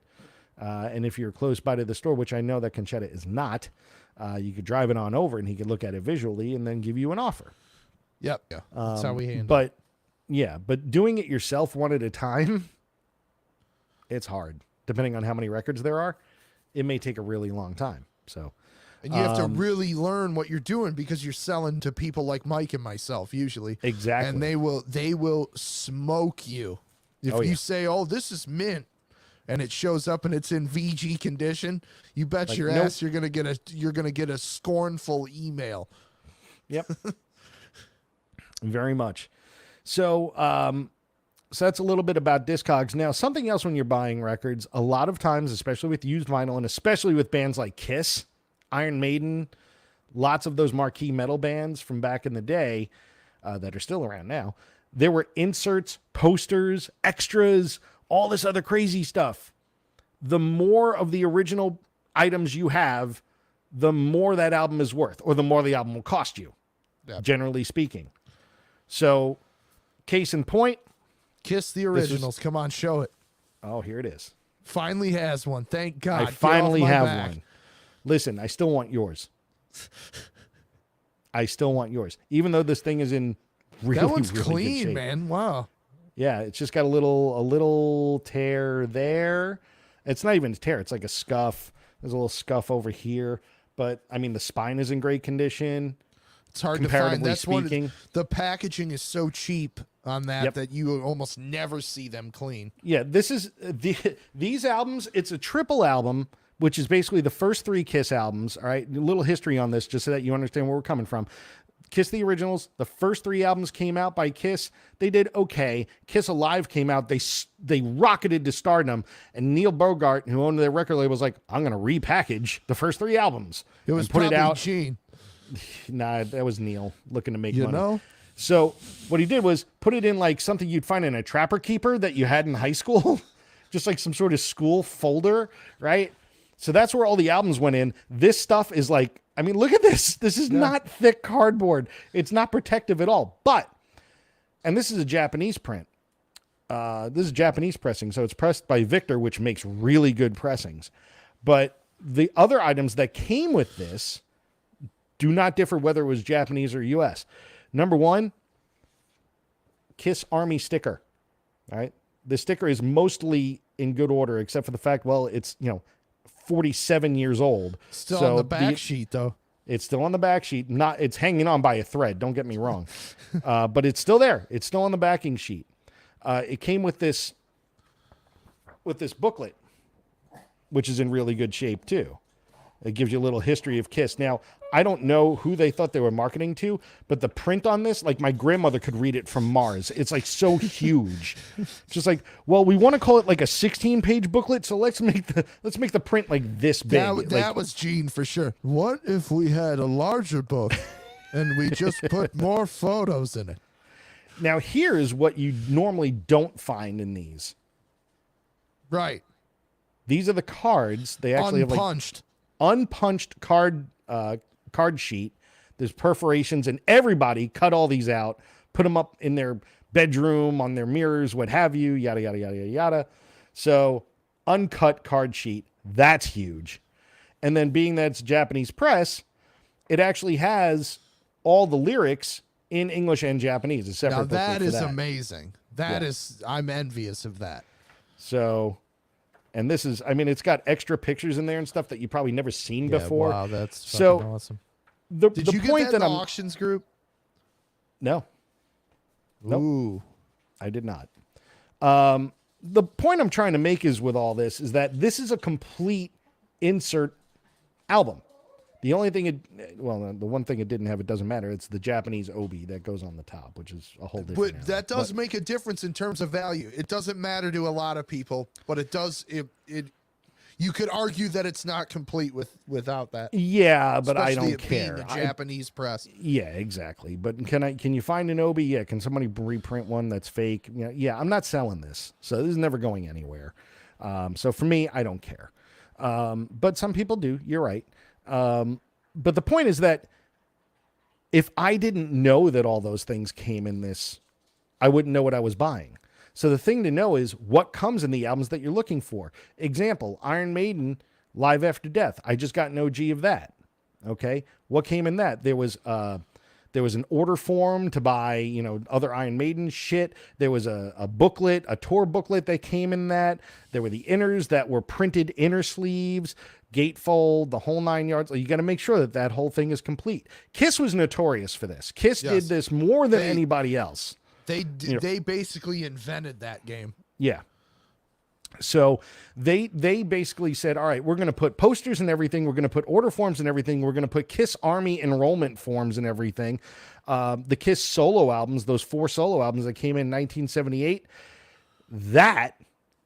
those are some of the hardest to find complete because each one had a poster, each one had a printed inner, and each one had an order form that was colored to each member of the band. Not just colored, the merch was specific to each member. The merch was specific to each person in the band too. Yes, absolutely. And then if you had all 4 posters, there were notches cut out of it so you could put all 4 posters together to make one gigantic poster. Which is fantastic. Some of my favorite Kiss artwork that's like, drawing or whatever. It's fantastic. Yep. So these are the things that mean a lot to a lot of collectors. It's one thing to have Love Gun. It's another thing to have Love Gun with the original printed inner, with the merch form, and with the paper gun. There was a paper gun included in Love Gun. It says bang. It says bang on it. I have 3 different versions of Love Gun. 3. None of them have the gun. Wow. Not one. I'm still on the search. But the thing is, that'll take a record that, if it's a player copy or just a collector copy, just to have in your collection, it's $10 to $15.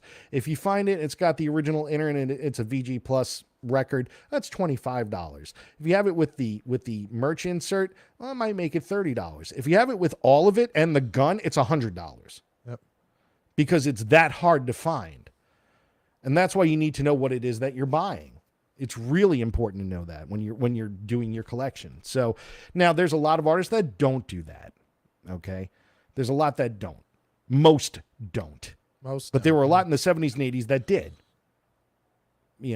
Fan club shit was in tons of records. Pink Floyd, all the classic Pink Floyd records, your Dark Side, Wish You Were Here, Animals, all that have inserts. Yep. So there's tons and tons and tons of albums. If you're looking for Dark Side of the Moon, research what it is that came in the original packaging. Then you know what it is that you're looking for. That's super, super important. The 7-year-old version. Oh, here we go. The 7-year-old version of me destroyed those Kiss albums back in the late 70s. I got mad at myself every time I think about it. You know what, Patrick? I did the same exact thing, man. I had all the originals. I had the gun. I had, what was it? I had a double platinum with the fake platinum record that they put in there and the Kiss Army form and all that. Well, guess what? I had to pay $80 to get another one with it, Exactly. So that's, we all kick ourselves because we all have the one that got away, whether it be an album, a woman, a guitar, it doesn't matter. We all have the one thing that got away from us that we didn't realize how much it was worth initially, but now we do. You got to sneeze, don't you? Almost. That you put on this face, me like, I muted myself because I thought it was coming, but it didn't come. Great. But yeah, these are things that you all need to look for. And make sure you're doing your homework. And really, if you're not sure, go to the record store, man. Talk to the people that work at the record store, because if they're worth their salt, they will know. Yep. They'll be able to help you. If you walk into a record store and it's just some kid behind the counter who's like 14 years old, that's probably not your record store. If you walk into a record store and it's like something out of High Fidelity or Empire Records, that's your record store. Yeah. You know what's not your record store? Target or Walmart. Those aren't your record stores. That's not your record all of a store. sudden everybody's buying records from them. Those aren't record stores. Just saying for the record. Nothing gets me more heated than that. Well, I got this at Walmart. Well, that's your fucking problem then. Yeah, look, if you buy, I don't have as big a problem with it as some others, because the way I look at it, the Walmart or Target versions is just another variant. Right. That's not going to be the only copy I purchase, but it'll be the copy that's like, speaking of Love Gun, I just picked up a Walmart version of Love Gun with tangerine. It's tangerine with blue splatter. Oh, I have it. Yeah. So, is it something that, wow, I couldn't wait to get it? No, I just added it to the collection. Right. It's but just I'm a saying different don't variant. go to them looking for any information. Oh, you're not going to get answers. No, these are people that are, these are corporate places cashing in on the fact that people buy records and have the ability to get variants. Yeah, exactly. But there's some that are better that do things like that, like Newberry Comics. Yeah. That's a legit record store. Or Amoeba, Exactly. when Amoeba does, variants. Those are legit places that have been doing this for decades. Exactly. So don't go to go to Target to buy, clothing, go to Walmart to buy whatever you buy Cereal. at Walmart, cereal or whatever. Go to a record store to buy records. Yeah. I don't go to Costco to buy guitars. Right. Do they have them? Yes. Do they know anything about them? No. If I need to have it restrung, am I going to bring it back to Costco? Yeah, right. No, I'm going to go to a guitar store. So why don't you buy?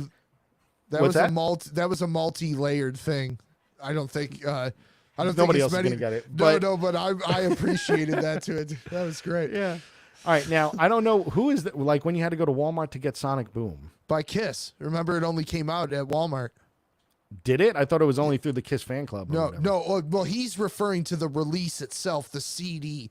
The vinyl was only available from Kiss Online, and it sat there forever. And now they're $600 a piece. No, they're $800 a piece. Okay, they're $800 a piece. It's insane. But you could have bought. I remember at one point they were selling all 4 variants together on sale for $60, and I didn't buy it. Yeah, I wish I did. Bootleg.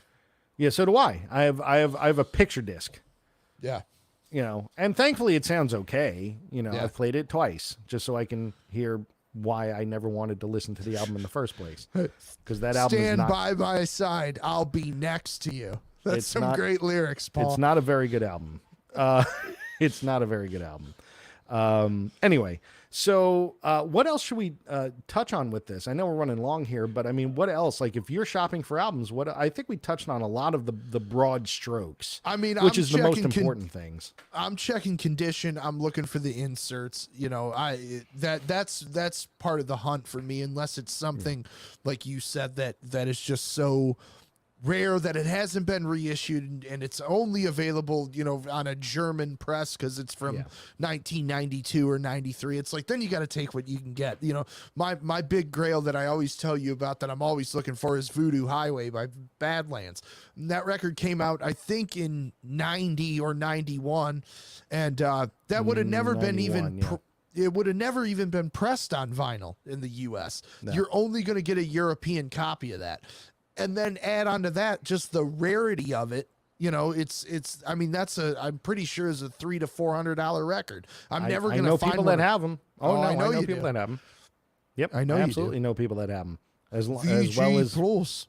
well as like the Firehouse 3 album, which is another one of those. It's like $400 and $500, or like Jugulator by Judas Priest. Yep.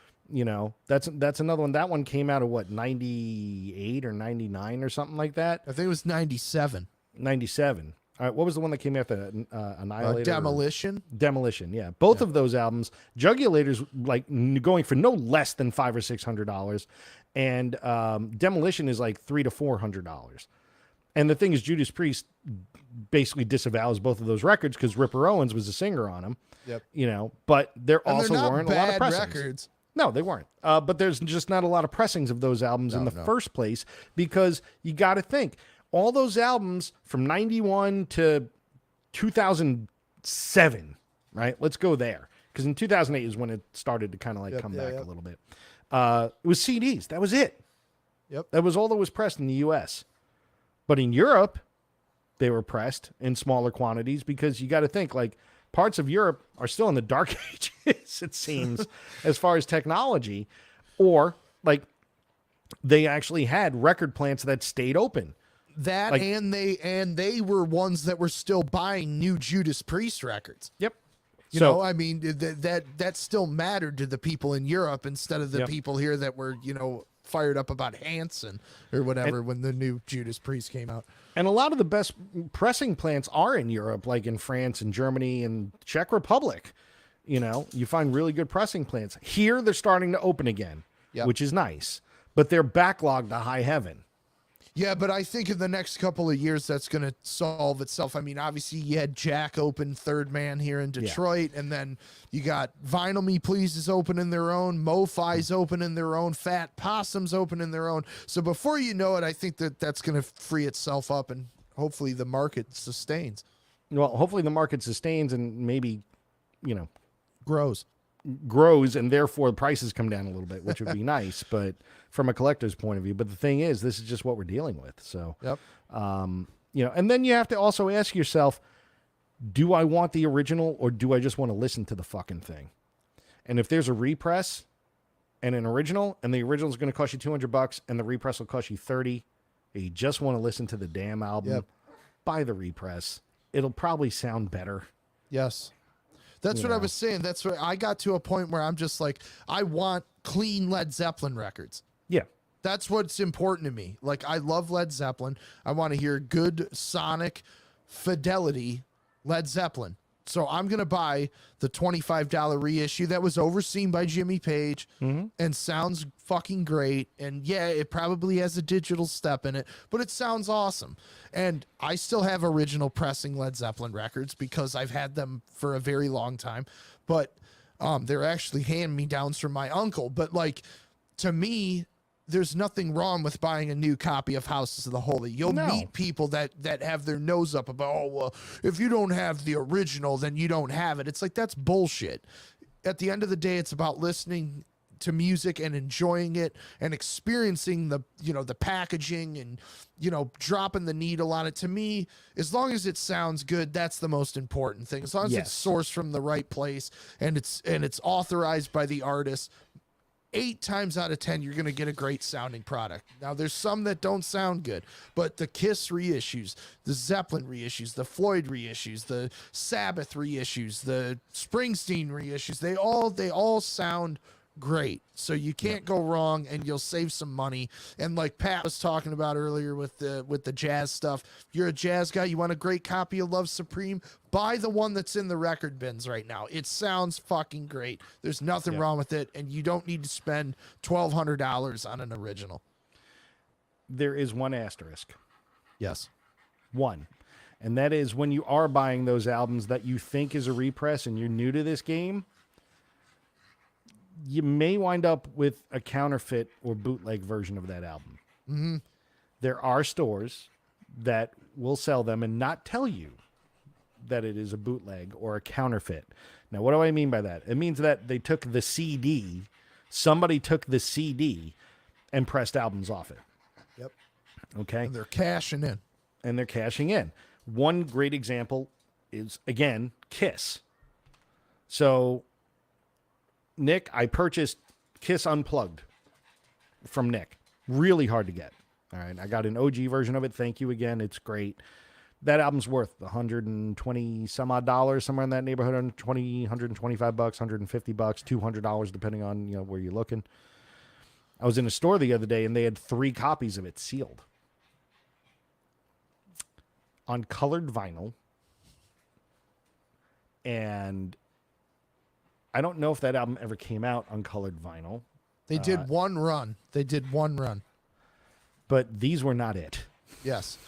Because you could tell from the printing on the cover, they just scanned the cover and then printed it on cardboard. So it looked like you're buying a Nintendo game version of the cover because it's all pixelated and looking bad. Okay. And it was $45. And there's no way that album is $45. No. Not even the reissue that they did in 2014 is $45 now. Now that's $100. Exactly. So you're absolutely right. One asterisk to what you're talking about. There are some records, the example I'm going to use, a band that I love, the Black Crowes. The Black Crowes By Your Side was issued on vinyl in Europe in a small run, 1998. Since then, it's never been reissued. It's never been touched. It's hardly ever even mentioned, which is ridiculous because it's a great fucking record. Mm-hmm. I have a bootleg copy of that on vinyl, on blue vinyl, because it's literally the only way to get it on vinyl, and it was the only Black Crowes record I was missing. So I grabbed a copy, I think, for $30 or $35. Granted, it is the CD on LP. And the cover, like you were just saying, they scanned it. They scanned it so thoroughly that the hype sticker is part of the image on the jacket. All right, that's terrible. It's awful. But at the end of the day, I have By Your Side on vinyl. So to me, you win. I have but like you mentioned, it was a great way of saying it. It's a placeholder until I can be lucky enough to find an original, or until they finally get their heads out of their asses and reissue the fantastic record. Mark noticed that Roger is feeling a lot better. Yeah, he's also pissing me off. Stop it! It's over there. Because he knows when I do this, because that's when he just decides to act. Don't look at me. Go get your toy. I really wish he could speak. Because he would just say things like, "What, Daddy, what?" That would be our conversation. Or Roger, blow sit me. down. Yeah, well, I don't think he would ever say that. I think he's too dumb. Great. So, any closing remarks on that, Nick? Anything to put a bow on it, like you were talking about there? Just buy what you like and Yes. do your best to be educated. Make sure you're checking your condition. That's the most important thing. Yeah. And make sure you're not getting taken advantage of. But there's a lot of great resources out there like Discogs, even eBay, where you can do some research to find out if what you're getting is what you want. And Pop Psych. Pop Psych's another one. Pop Psych's great. I think that's the most important thing. But the biggest thing is don't let any snobs talk you out of buying something just because they're trying to be snobby. Don't let that happen. You could be your own personal snob because you have your own set of personal, like what's acceptable to you. That's fine. You know what your threshold is, how far high or low you're willing to go. But don't let somebody else define that for you. Nope. And it'll be something you all learn over time. Some of you have learned it already. Some of you are just learning it now. And those of you that are coming into it, will you make a mistake? Yes. Yep. Guaranteed. 100%. It's just like when you're riding a bike. Will you fall? Yeah. At some point, you're going to fall. And you get back up, you get back on the bike, and you ride again. Will it be costly? Maybe. Maybe not. Can you remedy the issue? Maybe. Maybe not. But if you're smart about it, you'll minimize what those issues are, and you won't have to worry about it nearly as much. So, there you go. Really one quick thing about how to clean records, because I know Mark wanted to know that. There's like a million different ways. Which, by the way, Mark, your cleaning kits are in, the ones you were go. asking about. I have 2 options for you. Yeah, there's a million ways to skin that cat. For me, I take it from the point of if it's a particular, you play the record first, you listen to it, right? Give it a quick sweep with your brush, right? And you play it and you see what kind of conditions. And if it's crackling and popping more than a whole bunch of popcorn, you have issues. If it's like a light crackling here and there, like it's a static thing, you can use your anti-static gun, or maybe give it another shot with the brush. What I like to do is I like to take 2 microfiber cloths and lay one flat, put the record on that, and then take the other one, go with the grooves, and just clean in the direction of the grooves, dry. Okay. And the reason why I do it dry is because you want to get all the surface dirt off and out as much as possible. Because if you wet it, like there's a lot of cleaners that use some sort of liquid that's based with, it's a distilled water, or sometimes don't use straight alcohol on it. That's not good actually. But like a cleanser with like diluted with the distilled water, which doesn't leave film or anything like that. You want to use that. The thing is, if you do that on a dirty record, what happens when you add water to dirt? It turns to mud. Yep. And you're not going to you don't have anything you're going to get into the grooves with. So you get out all the dirt first, the loose dirt first. And then you can use like a water-based cleaner, like a distilled water cleaner, to clean it off afterwards. That's how I do it. If it's really, really bad, or if you have a large collection of dirty records, you may want to get like a motorized cleaner. That's what I have, is a VPI machine. There you go. So, I mean, and they're not inexpensive. Some of them are very expensive. There's actually a company on Kickstarter right now doing an ultrasonic. I bought it. Did you? Okay, I'm looking forward to hear what you have to say about it, because I almost considered buying it, and then I'm like, what the fuck am I doing? I have an actual VPI.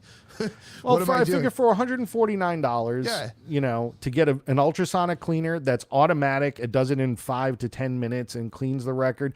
Even if it does 2/3 of what it says, it'll be better than me putting it on 2 cloths and doing that. So, and another great product that's affordable for people is the Spin Clean. I know Spin Clean is great. It works. To some people, it seems hokey. The Spin Clean is great. It's like $80. You fill it with distilled water. It's got 2 brushes in there. You put a little bit of their solution in it. You spin it clockwise and counterclockwise. You sit it in a rack. We used to use dishing. A dish rack, yeah. A dish rack. At the shop to dry, 20 records. We put a fan on it and dry them, and that did the job. I mean, it's like you don't have to buy a $800 VPI machine or an ultrasonic cleaner, but I do think at $150 that machine, it was worth taking a chance on. If it's great, they've completely changed the game. So I hope it's good. Well, the thing is, if it's great, the selling price normally will be $250. Even still, it's still. So I got the early bird. You know, it's still $500 cheaper than a VPI. Yeah, but then at $250, if you're going to do that at $250, we'll spend $299 and get the record doctor, or $329, whatever they're going for. The vacuum, the vacuum. That unit. one's more. Don't you have to manually spin the record though? You have to. Yeah, it's a handle, and you manually spin the record. The reason why I didn't get that is because I don't like the fact that you have to put the solution on the record, then turn the record upside down, and spin it. Does it work? Yes. I don't like the fact that the solution is on the bottom.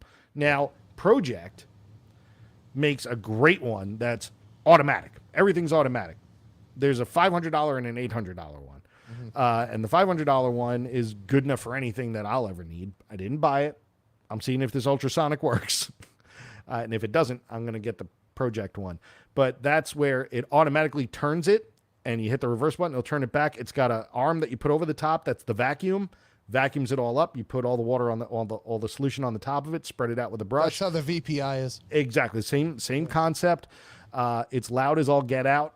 So don't be doing it late at night because it is a vacuum unit. But they work great.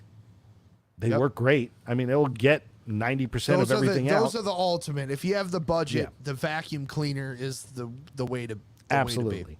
But I figured I'd give the ultrasonic a shot first. How about the turntable though that comes with it? That seems that can't be good.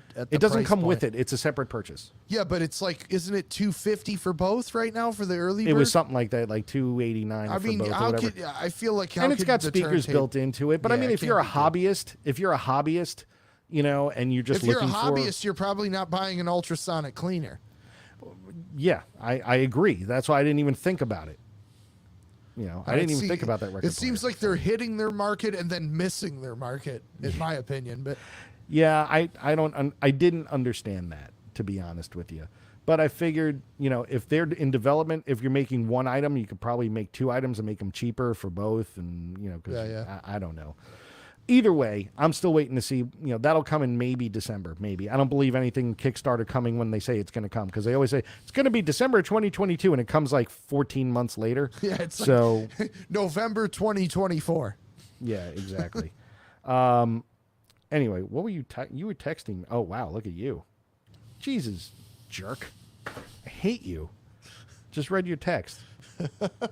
You know what Nick's Discogs collection is worth? $14 million. $14 million. It's unreal.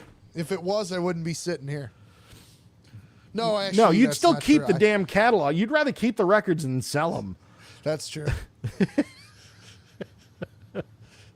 Anyway, to Mark's point, I'm going to have to vehemently disagree. No, most people don't do not have a good record player. No, Mark came in and bought a music hall from me, which is a great entry-level, mid-level turntable. Like, they make great components. Even their entry-level thing, and I'm not saying it like it's a Squire, it's an entry-level thing in the way of that. You get a nice Audio-Technica cartridge, a nice bass, speed control, 45, 33, all that. Like, he bought a US one, which is a great turntable for the money. And I think, what was it, Mark? Was it like $200, I think? I can't remember the price. There's a lot of quality turntables at that price. I mean, you could find something good. Exactly. But people that are buying briefcase turntables, again, from Target and Walmart. Crosley. And don't play your records on that. Yeah. Dude, if you look closely, there's not even a needle on those things. It's a piece of copper wire that's digging into your records. Don't buy those. Spend a little extra money and get a real turntable. Yep. Don't buy that. Look at companies like U-Turn, Project, Fluence. These are, you could find like their entry level. What was the other one? Riga. Yep. Riga Music Hall is another one. Music Hall. Yeah. There's a lot of great turntables in like the $200 to $600 range. I think it can be summed up where you don't buy a turntable where you buy cans of ravioli, and don't buy a turntable where you also buy books. Yeah. Sorry. Unless it's like guitar books. Yeah, unless it's like exactly. If it's Amoeba, that's a different story, but that's not who I'm referring to. And really, to be honest, no offense to you or anybody else, but buying a turntable from a record store may not also be the best thing, because they're probably going to have a limited selection because they sell records. Now, Nick is a little bit different because he's multi-purpose in his store. So he'll probably have a better selection than a lot of other record stores. But if you go to like a true, audiophile shop, they'll have low end and high end. And, Yes. So I would encourage. There's an amazing store here in Ann Arbor, and I always forget the name of it, but I'm talking, you can go there and demo a $12,000 turntable. You can you want to hear a MoFi record sound good? Mark, you want to hear that Alan Parsons really blow your mind? Take it over to that store and have him throw it on a turntable over there, and then pick your jaw up off the floor. And your credit cards. And your credit cards, because, you will need to remortgage your house to buy whatever they have. But Exactly. There's a time and place for all of that. Speaking of credit cards, I had to yell at Roger again. He got to my wallet once again. Man. And he was eating my debit card, which now has like puncture holes in it.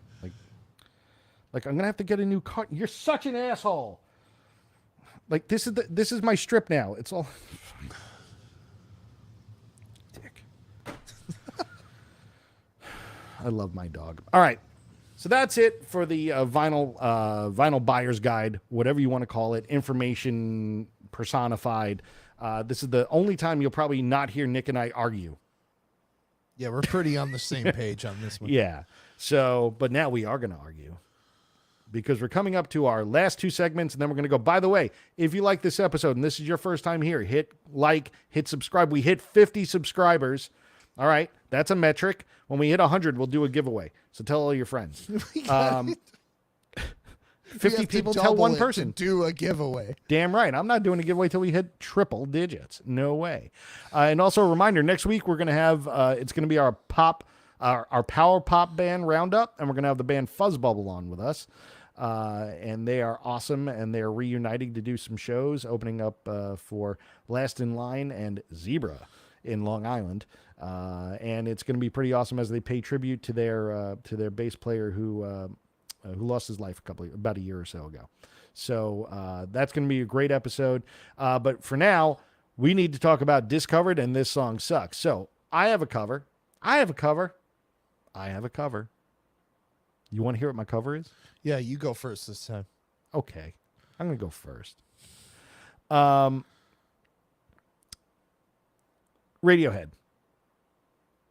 I love Radiohead. A lot of people don't. I like Radiohead. There's a song on the Bends called Just. Yeah. And it kicks all sorts of ass. But something else that kicks all sorts of ass, Mark Ronson actually did a cover of that. And it sounds amazing. It's like, imagine like, what's that song you did with Bruno Mars? Uptown Funk. Uptown Funk. It's got like an Uptown Funk kind of feel to it. It's like that same jazzy, funky kind of feel to it in that song. It's phenomenal. It's absolutely phenomenal. Wow. It's really, really good. It's more of that smooth kind of, smooth thing, whereas like the Radiohead version is kind of like Blunt Force Trauma. That's like one of Radiohead's heaviest songs. Yeah. And Mark Ronson took it and did his Mark Ronson-y thing to it, and it sounds absolutely amazing. I encourage everybody to check that one out. It is a really, really cool cover tune. So do I like it more? For sure. Do I like it more? No, I like it as much, because I really love Just. Just is great. But I got to tell you, like, when I love a song that much and somebody does a cover of it that I'm not going, ugh, it's like, oh, wow. Oh, okay. So, yeah, definitely check that out. 100%. Awesome.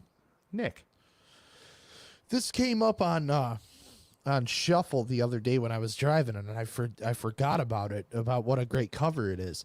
And I can't remember what it was the B-side of, but Iron Maiden did a fantastic cover of I've Got the Fire by Montrose. Oh, wow. Yep, from the second Montrose album, Paper Money, which is, it's not as good as the first Montrose record, but it is awesome. Still with Sammy singing. But this has Dickinson on vocals. I'm pretty sure it's early. It's like before Cross-Eyed Mary cover, which was the B-side of The Trooper, I believe. So this is prior to that. So this is like 82, 83. cranking version, pretty true to the original. But I mean, I'm always going to vote to hear Bruce Dickinson sing over Sammy Hagar. So I'm going to say I like it more. There you go.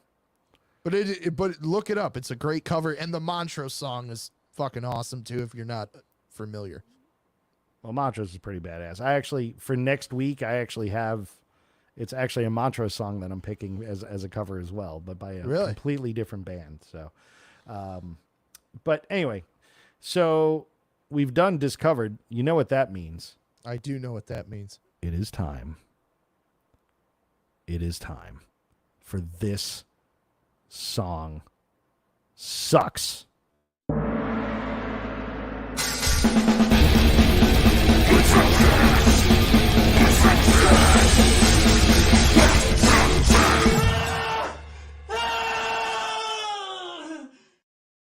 It's still funny. I don't think it'll ever not be funny.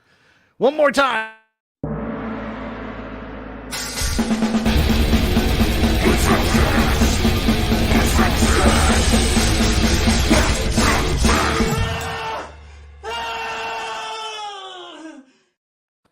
Yeah. Is Paul McCartney still watching? He always says that's his favorite part of the show. I can understand why. I'm really proud of that. I am exceedingly proud of that. All right. We are in for 2 hours and 10 minutes now. This is the longest one. Don't ever put this on me ever again. No. Put it on you. What are you talking about? Because a couple weeks ago, wasn't it my fault we ran long with the drummers? Well, you had 9 billion drummers, but this was different because everybody stuck around. Thank you all for sticking around. A lot of you stuck around here. But it was educational. Anyway, This Song Sucks. Nick, you're up first. Oh, I'm going first. Yeah, we do the flip flop. You know that. Okay. Unless you want me to go, I'll go first. No, I'll go. This is like how you are about the Police and Mother. How you're just like, how did this even make it onto a record? It shouldn't have. I was listening to. I actually heard Mother yesterday, and I instantly thought about you because we were playing Synchronicity in the store, and I was like, "Yeah, this is not good." Especially considering the context of being on Synchronicity, which is just loaded with, giant hits and masterpieces, and then that's just in the middle. Yeah, like Sting's like, this is what happens when I let you write a song. Yeah, right. All that did was prove why Sting needed to get away from those. Jesus Christ, so bad. So I was listening to Cream the other day, and I forgot about this. And I always love to bag on Clapton because I just don't like him. Sorry. Nothing against his guitar playing, but no. And he played in Detroit last week. I almost went. I was considering going because it is Eric Clapton, right? I mean, he is a legend. He redefined the instrument. And I said to Rachel, hey, do you want to go see Clapton? And she said, with all the shit you talk about Eric Clapton, now you're going to go see him? And then Paul McCartney reminded me that we might unfortunately have to hear Before You Accuse Me if we go. So take a look at yourself. So I chose not to go. I said that's a valid point. Anyways, I was listening to Cream the other day, and this song came up, and most people forget that this even exists, and they should. And that's Pressed Rat and Warthog by Cream, which is so essentially bad. It's essentially Ginger Baker telling a children's story. And it's terrible. Yeah, it goes nowhere over. I don't even think it's Cream playing. It can't be. It sounds like it is, but it's just terrible. It's awful. I don't know how that ended up. I think it's on Wheels of Fire. Which is such a great album. I don't know how it's possible that ended up on there, but it's Press Rat and Warthog. Closed down their shop. They didn't want to. See, we know it. 'Twas all they had got. Yeah, but it's very bad, and if you're unfamiliar, that had to be like Ginger Baker. For those that have seen Beware of Mr. Baker, that had to be like Ginger Baker threatening to hit Jack Bruce and Eric Clapton with his cane if they didn't put it on the album.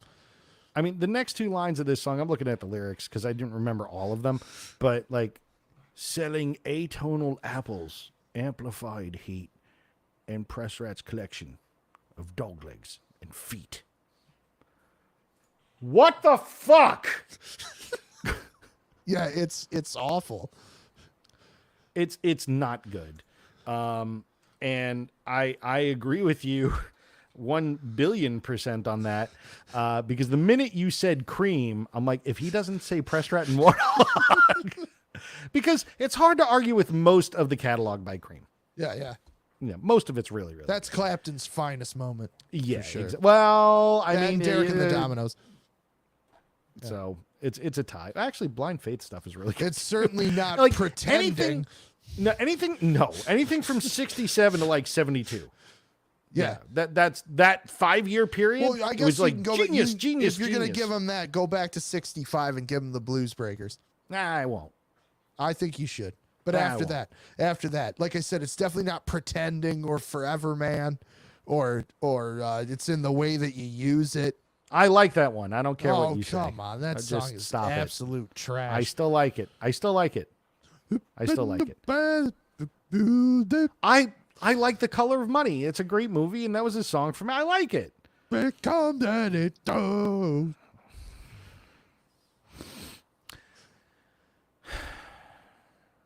Your taste, again, squarely in your mouth. But I will give you Press Rat and Warthog 1,000,000,000 times over. That All one right. sucks. That song sucks. It's awful. Yeah. For me, since I got my Grail, I got Roll the Bones, one of the Grails. I have 3 more to go. Test for Echo, Snakes and Arrows, and I need Feedback too. I think I have all 3 of those right now. I'll buy them all for $100. Yeah. No. Try 1,000. I hate you. I also got Presto. Not recently, but I got a really nice copy, hype sticker, with the shrink, like still in the shrink. OG copy, mint, like near mint. That's got to be their worst record. I don't think it's their worst. I think Hold Your Fire is their worst record. Really? Yeah, Hold Your Even Fire is with terrible. Mission? Mission's not on.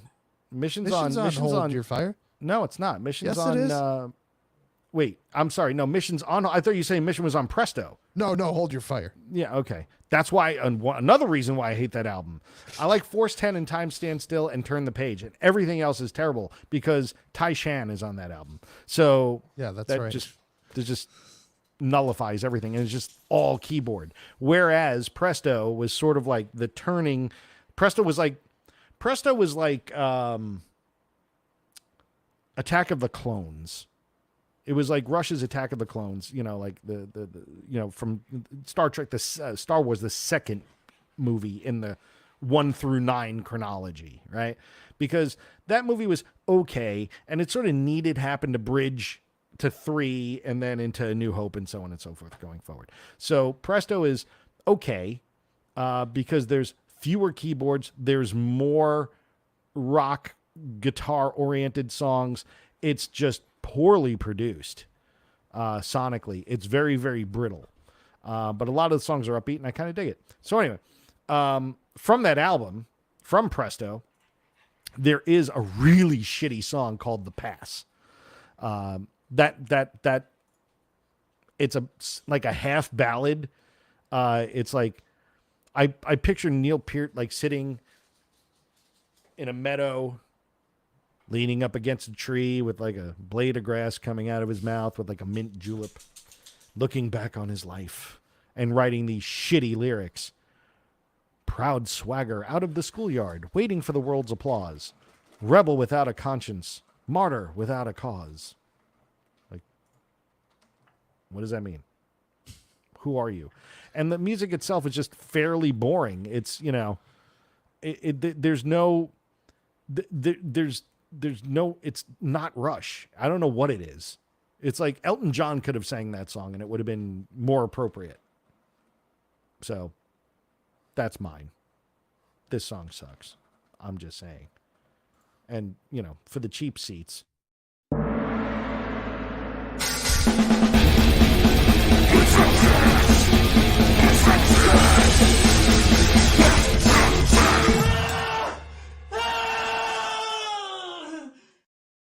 Fuck you! That's it then. I agree. That's it. We That are song does we are suck. so done. That song sucks. But that intro does not suck. I really have to do one for Discovered. I still haven't done one. I really need to do one. But anyway, that's all we got for today, folks. We are going to be back next week. Again, we're going to have, where'd it go? We're going to have Fuzzbubble with us, which means that I need to start this. Our outro background music. Thanks again for watching. My name is Mike. That is Nick. Nick, what store do you own? Rock City Music Company. And where can we find you? RockCityMusicCo.com. Awesome sauce. And go and buy everything from Nick. He's going to give you free drum kit with every album purchased. Wait, did I get that wrong? You got that wrong. Oh, Mike's going to foot the bill if we're giving away free drum kits. I'm not footing nothing. My foot will be in your ass. That's about it. So, but anyway, we'll be back next week. Thank you all again. Tell a friend. Like, let's get this to 100 subscribers so I can at least feel like we're getting some traction here. We're having more people watch every week. We really appreciate you watching. So thanks again. And if there's anything that you want, info at covertocovered.com does work. I haven't looked at it in 2 weeks because I've been away. But just make sure that you send any topics that you want to hear about. I know Patrick is all good for a Rush episode. I know he's waiting. Oh, wait, I have this on a loop. Stop it. Oh, no. Maybe we'll do Rush after the Power Pop episode. That would be, yeah, I think we could do that. That's pretty much the antithesis of Power Pop. Yes. It's Power Prog. So, again, thank you all for watching, and we'll catch you next time. Enjoy, and have a lovely evening.